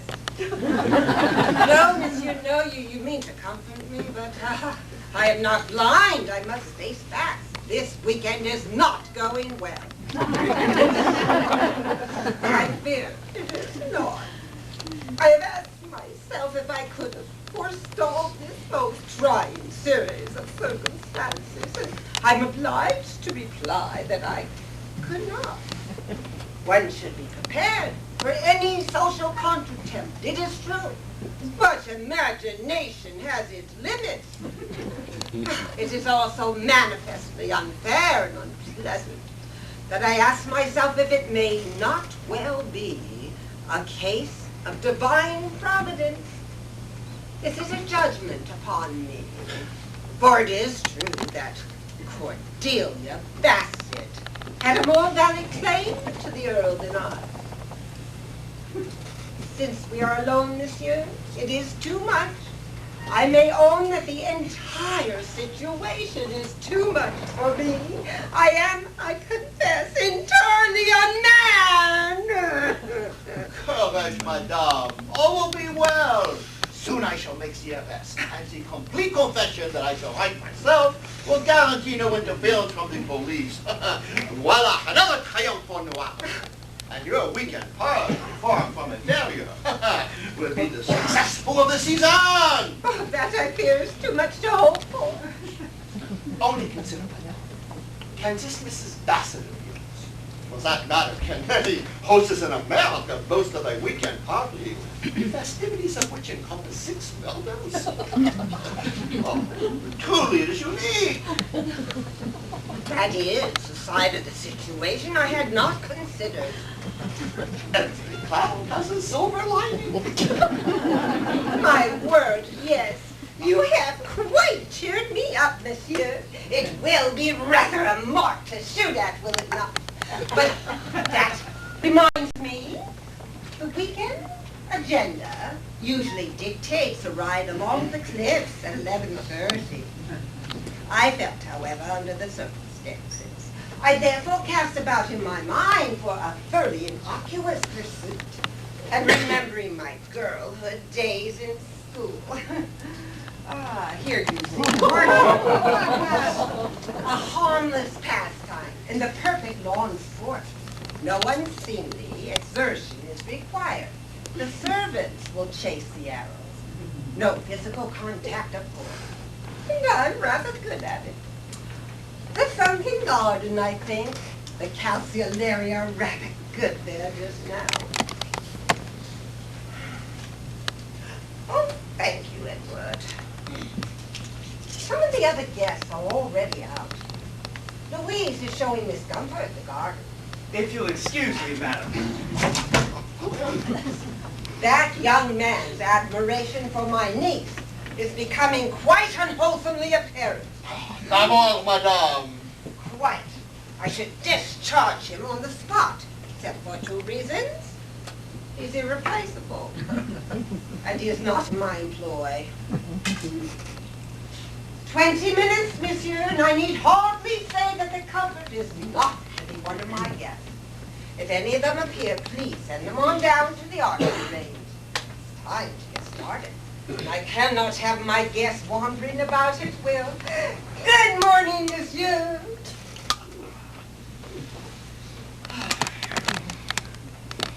Ah, Madame Marinelle. Oh, Monsieur Noro, good morning. I startled you, madame. Forgive Oh, me. no, I thought you were my husband. I'm rather nervous, you know. I can't even find my alarm clock. Nothing seems to be going right. Alas, no. The final clue always eludes me. If you will pardon me, madame. Oh, Madame Marinelle is expecting you in the garden, the sunken garden, for the archery. Certainly, monsieur. Madame.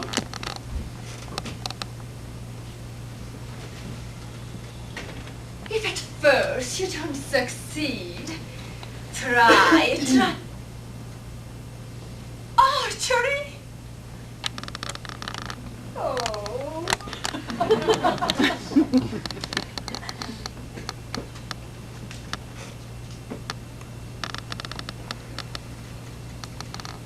Oh, a veritable Diana, by George. Shall I shoot you with my bow and arrow, Humboldt? You deserve it. My word, do I? You're being much too attentive to Miss Gumpert. Pure politeness, my dear girl. Noblesse oblige, you know. And of course, she isn't bad looking.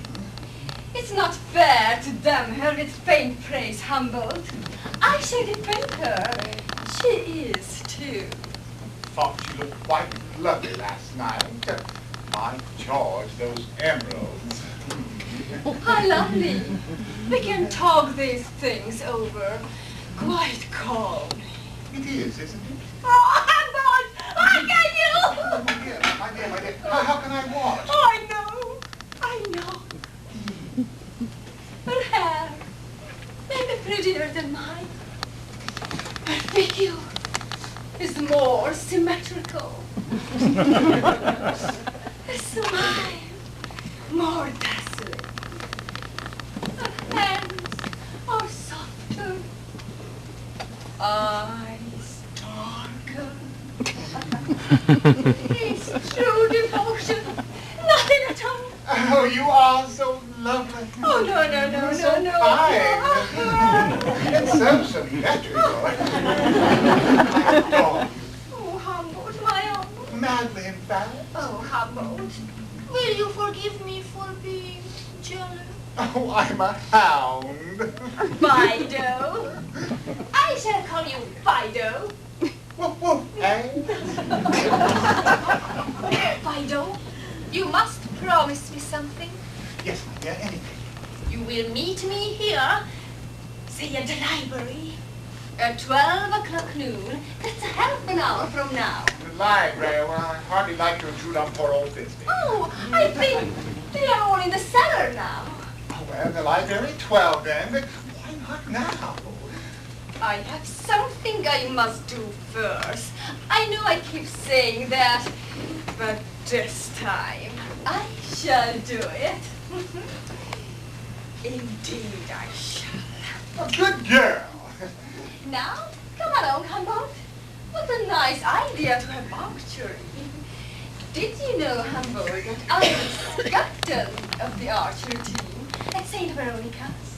Smash it!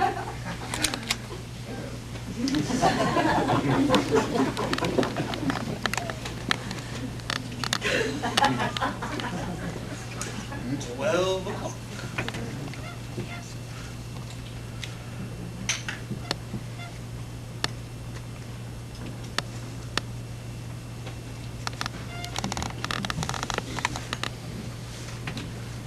good morning, monsieur. Monsieur Moreau, good morning. A beautiful day, n'est-ce pas? Oh, yes, beautiful. I am up upstairs to write my confession. Confession. For the welcome outside. Who did it turn out to be? No. We must wait till the exact moment to explode down in a bomb, n'est-ce pas? No, it's odd you should say that. Your account last night was most instructive. Flatter me, monsieur. No, really. But there is one small point. Yes? Yes. Is it the long wire you connect to the auxiliary plug, or the short? The long one, monsieur. Be sure it is the long one. The long one. Thank you, monsieur. I have it. I mean, I'll remember that. Just in case. Just in case.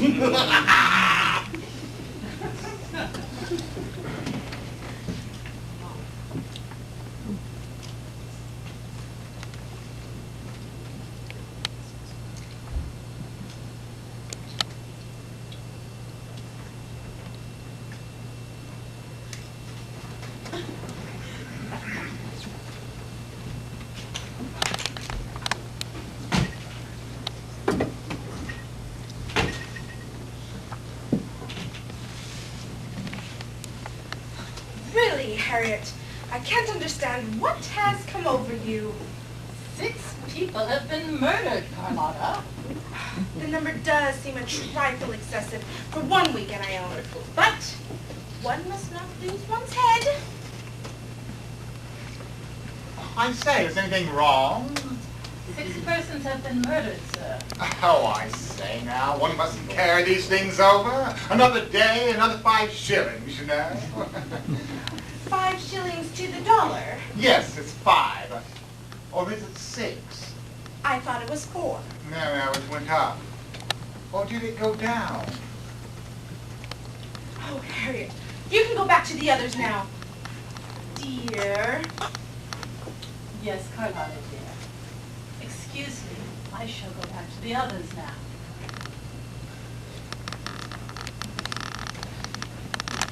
Do tell me more about your country, your lordship.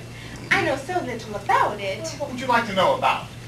Oh, British exchange? Oh, favorable, most favorable. To whom? Why, to everyone. At any rate, I like to think so. Excuse me. Carlotta, may I escort you to the range? I believe I'll wait here a moment. Mrs. Mariner is there now. We shall see you shortly then. And, your lordship, don't forget your appointment with my wife. Why, yes. 12 o'clock, I think. Yes. 12 o'clock is right. You won't be late. No. Good. I'll see Cora's there on time. You Americans really are extraordinary. So continental. We are. Well, not you, of course. I mean, you're not one of those feminine women, if you know what I mean. I have always prided myself on my lack of effeminacy. So apt to fall in love with them. It happens just like that. I know what you mean, your lordship. Oh, you know, your lordship sounds so formal. Call me Humboldt. Everyone does. So I've noticed. Mrs. Mariner, of course, is an old friend. Mr. Mariner is an old friend of mine. Oh, you too, eh? Charming fellow, but I heard he's a bit of a beast. All men are, so I understand. I say now, I don't admit that. You, of course, don't seem like a man at all. Why, thank you.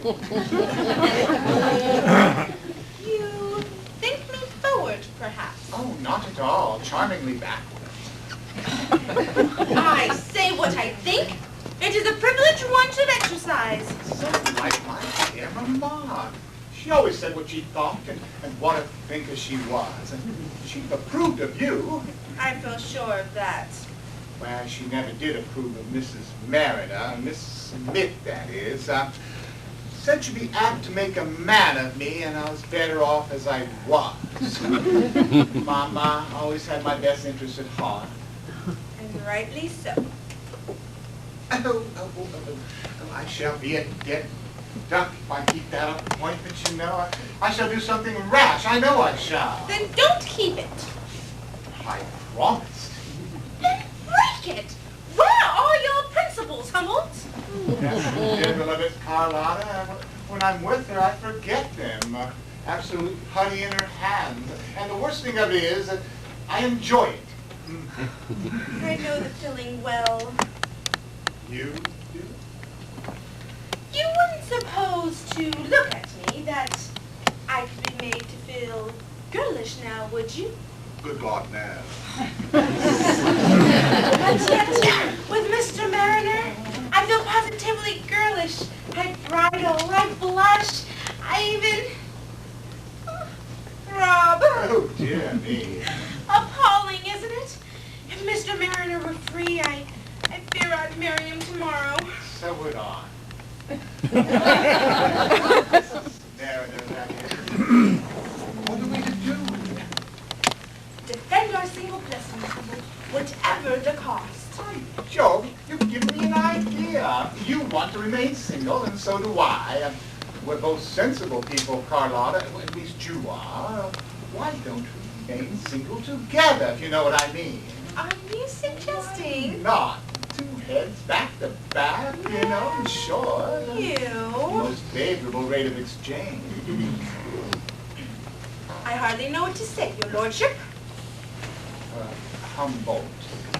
In view of your proposal, sir, we can hardly maintain the easy intimacy of casual acquaintances. I quite see that, Carlotta. Miss Gumpert, please. Yes, of course, Miss Gumpert. Well, what do you say? I am most flattered by your proposal, sir, which has come as a complete surprise to me. I shall give it my most careful consideration. Thank you. And I assure you, Miss Gumbert, that I shall await your decision with the utmost anxiety. But in the meantime, what shall I do about my appointment? Keep it, by all means. What? And I shall keep it with you. Why, George, Miss Gumbert, you're the dowager to the teeth. Should my answer to your proposal, sir, be in the affirmative, which, let me hint, I suspect it will be. Oh, please, no demonstrations. I shall endeavor to fulfill the position of your late mamma. Now, to a consideration of the pleasant side. What in general is the tax structure of the British Isles? Well, ain't a row. Any more corpses kicking about this morning, eh? This is a most grave matter, my lord.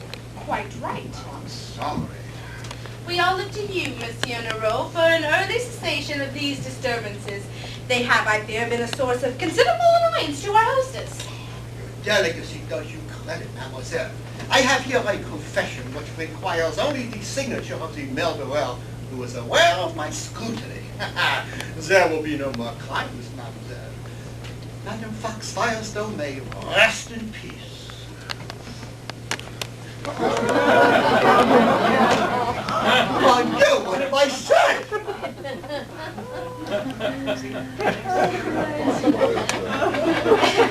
Evidently, monsieur, you spoke too soon. Yeah, the joke's on you, ain't a row? Alas, no, this was the foreseeable final step. I hardly saw the Melville would dare. See, I must amend my confession. Perhaps we should go and see. By all means. Gentlemen, I shall ask you not to leave me alone. Excuse me. Well, a moment's reflection should assure you that only alone can you come to no harm. Girl. You must stay here, your lordship. Miss Fox, Louise. Mademoiselle. You will not disregard your valet's orders, your lordship. Nevertheless. Humble! Stay here. Yes, Mama. Yes, and now look what you've done. Darling, I told you I was aiming at you. Oh, Humbert. Yes, do help me with her, will you? Carlotta. Carlotta, listen. A strong arm at a time like this. Listen. I can't explain now, but meet me in the library at 5 after 12. Will you? Why? Oh, damn, why? Because everything will be all right then, that's why. Will you? Oh, very well. And I shall have something to tell you. My love. 5 after 12 then. And please don't be early. Early? Just don't get there before the clock strikes 12. I mean, they have an appointment at 12. And we wouldn't want to intrude, would we? Mademoiselle. What's that? I did suggest croquet. Indeed, I did. Oh. What happened, mademoiselle? Mrs. Fox Firestone was shot by an arrow, and I'm almost certain it wasn't I. I know that, mademoiselle. Don't cry. Poor Aunt Millicent. And to think the last thing she said to me was, "Now, Louise, do try not to miss this time." How did this happen, Miss Fox? Well, Cora, Miss Rampier, and I all shot at the same time. But Aunt Millicent wasn't anywhere near the target. She was over on the side with Mr. Mariner. Good Lord, it might have been you. Oh, yes. Oh. Console yourself, madame. Though one did expect better of St. Veronica. She must have moved. Oh, that did not say it. Well, at least this time, no one can say it was anything but an accident. Oh, Carlotta, let's go home. It might as well just be your lordship. In view of the fact that we no longer have a host or hostess, I believe we might be going. Oh, yes, by all means, pack at once, Edward. Yes, your lordship. Don't worry. It won't be long. We should pack too, dear. Come along. Miss Gumbert, it's been charming to see you again. 15 minutes. I must say goodbye to you, Humble. 10 minutes. Harriet, my things. Goodbye, your lordship. 5 minutes. I'll be waiting in the library. Oh, Charmello. Au revoir, all. After you, dear Miss Gumpert. White. Come along, Harriet. Darling, is there anything I can do? You've done more than enough already. Why don't you come away with me for a little? You really should I stay. fear not, madame. There will be many demands on mademoiselle's time for a while. On my time, for why? Oh, Now has that not I'm... occurred to you that you have now inherited not only this house and everything in it, but the combined wealth of your uncle, your aunt, and Mr. Fisby? Oh, good heavens, that's right. Cora, is it true? It's true, my dear. I'm so happy for you. I never thought of that. How lovely it wasn't all a waste of time. Monsieur, I could kiss you. Oh, feel free, madame! Oh, darling, you're even richer than Miss Gumpert. Isn't that fun? Oh, it makes everything so gloriously worthwhile, doesn't it? And imagine we never even thought of that. It just shows, doesn't it? Oh, such a good cause. I must tell Clark at once. Oh. I'm an heiress. Oh, now that we are alone, mademoiselle, it is no longer necessary to feign surprise. What? Oh, I have known since last night who was the murderer. It was you, mademoiselle. I? You can't be serious. I know every step you take, every move. It is as clear as day. You must be mad. Edward! You are as poor a nation. Resentful, put upon. But you are your uncle's heir to untold wealth. And then this weekend, I, with my bag of exhibits, provided you with your long-awaited chance. The butler was but a rehearsal, a stealing of the nerves, perhaps, but it set the atmosphere for your dreadful plan. It masked all your subsequent moves. I am right, am I not? No, no! Oh, then when it came time for cocktails, what could be easier for you to poison your uncle's glass, which you gave to him? But I didn't. I didn't. Easy, was it not? So easy that your eye could speculate. You looked about and you saw James, who had insulted you only minutes before. No, no, I liked James. Having disposed of James, you went out and your eyes fell upon Mr. Fisby. $20,000, an adequate little motive there, was it not? And then once the lights were turned down, oh my man, you seized the lieutenant's gun and fired! Now only missing Mr. Mariner! But I didn't know about the $20,000. Prove that? Ah, now you made your great mistake. Well, somehow, our vicious friend, Lieutenant Sergeant, caught the scent. So you stabbed him! Twice! No! Now, wealth and revenge and security were all yours. But then in the night, a dreadful thought occurred to you. Madame Fox Firestone was your uncle's trustee, and he had plans for you, mademoiselle, and they were drab! Well, I will admit they were drab.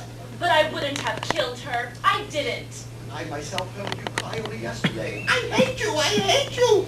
Once this object of hatred was all that stood between you and wealth and security, when she herself felicitously put a bow and arrow in your hand and urged you not to miss. Ah, it is so simple, mademoiselle. Why not admit it? Sign it. It all sounds so horribly logical. It is a masterful case, is it not? Now, if you would sign the confession. Confession? Yes, I have written it out for you to sign. For if it is I who give it to the police, and the credit cannot be misbestowed. I took the liberty of injecting that into the document. Come and sign it. You take this pen and sign. I won't sign it. I won't. Oh. Edward! Surely you cannot afford me this little favor. After all, it was I who gave you most of your weapons. There. No, no. Oh, come along with Uncle Aristide like a good girl and sign the nice little confession. Right here below where it says, oh la la, I forget. 6 murders, and now there are 7. Or is it 8? Perhaps it is best if we equivocate the title and write the series of. I think I will call this chapter of my new book, Manners in the Haute Monde. You see, I think this already is in the past. I drink to you, mademoiselle. As I drink to you, I shall drink to Waddow's Last Cave. I shall be grateful to you, mademoiselle, until the day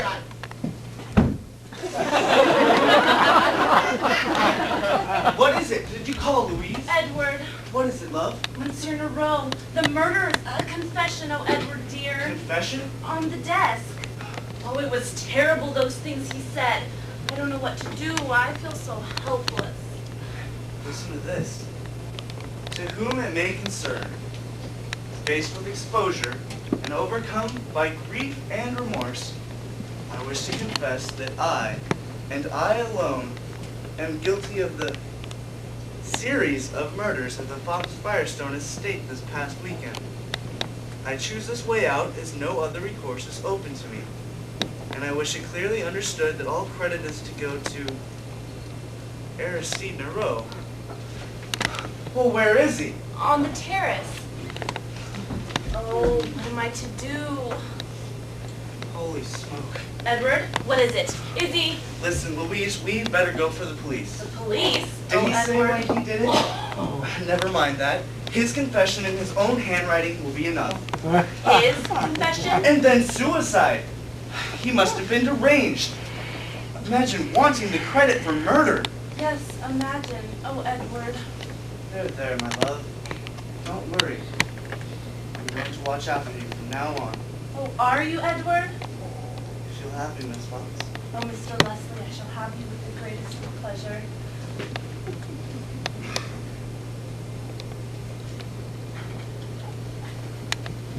Oh, Miss Rampier.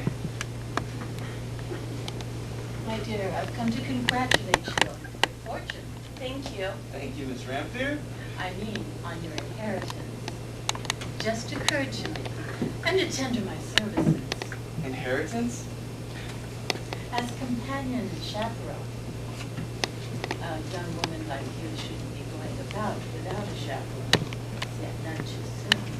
Oh, Miss Rampier, we won't be needing a chaperone. Mr. Leslie and I are going to be married. What inheritance? But as an heiress, my dear, you need a chaperone whether unmarried or married. What inheritance? Well, Edward, it seems that all of a sudden I am rather rich. Please say you don't mind.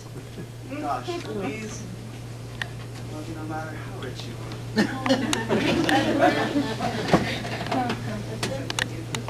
Come along, Miss Rampier. We're off to the police station. I should have thought to a justice of the peace. We'll explain on the way. Oh, Miss Rampier, I'm so happy. I'll just run up and get my hat.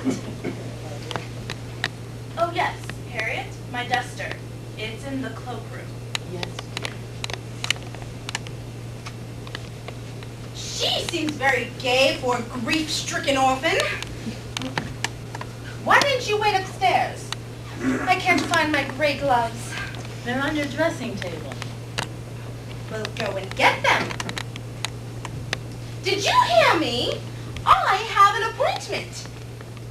I guess you'll have to keep your appointment without gloves, Carlotta. Well, I'm happy you can afford these virtuous sentiments.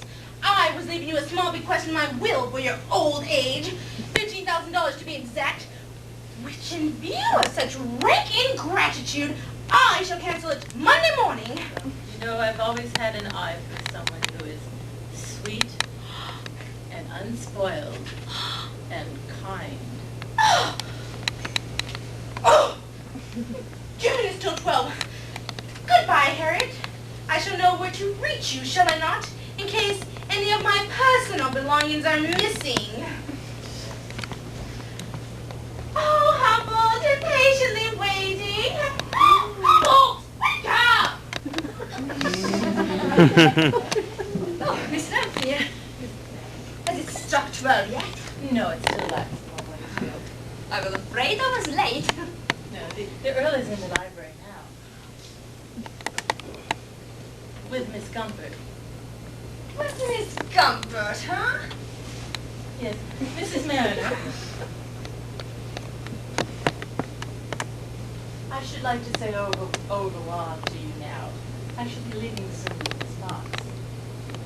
I'm so glad. That's good of you. She needs someone like you. And I need someone like her.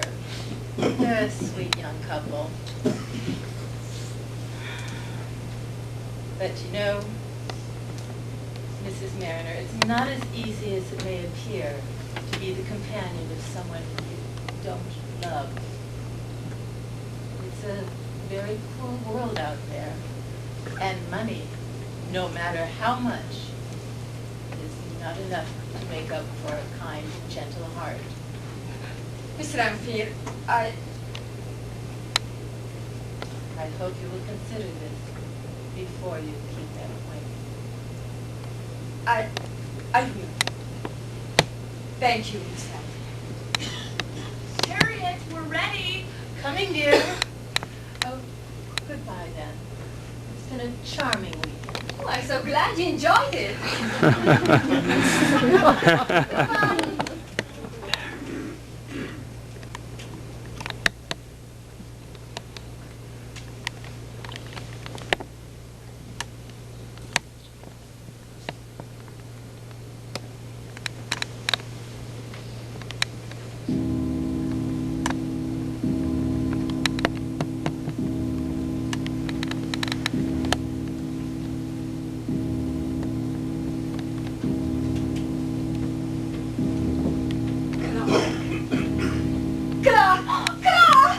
Darling. Oh. It's all right, darling. Everything's all right. Oh, thank heavens you didn't keep that appointment. Oh. That's funny. What's funny? Oh, nothing, dearest. I must have been mad. Can you ever forgive me? Oh, darling. I've been no naughtier than I. Why should we need money when we have each other? We don't, my gentle, loving heart. We don't. We'll start all over again now. Here's a wire from the Jennings in Tuxedo. Just a small party. Some people called Hofstadter.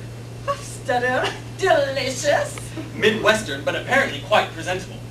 Dear old Tuxedo. And they don't mind our changing hostesses in midstream? They said at once. Shall we? Let's. Oh, my. A new beginning. Oh, God. What shall we do about them? Let them have each other. Oh, thank heavens you didn't keep that appointment. Miss Gumpert kept it for me. No. Carlotta? Oh, no. You mean I'd have gotten all three of you? Got all three? Whatever do you...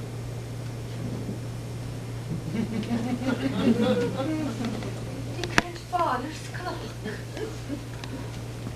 My alarm! And that wire. Oh, clock. You didn't. I must have connected it up wrong. What a joke on poor old Nero. What a joke on poor old you! If I didn't keep my alarm a few minutes slow. Slow? If I know it's slow, you see, I heard it twice as fast. That makes sense. What are you waiting for?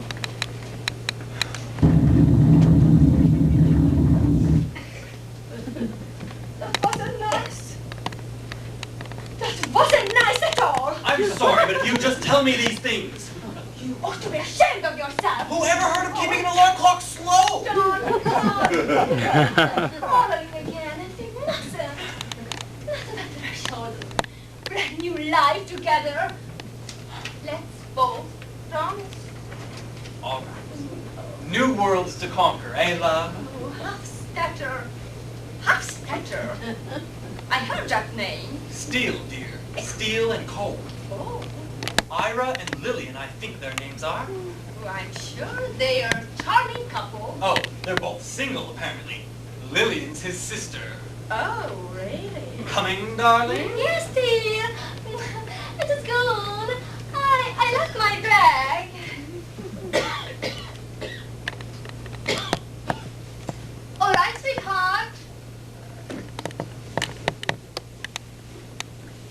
I'm ready.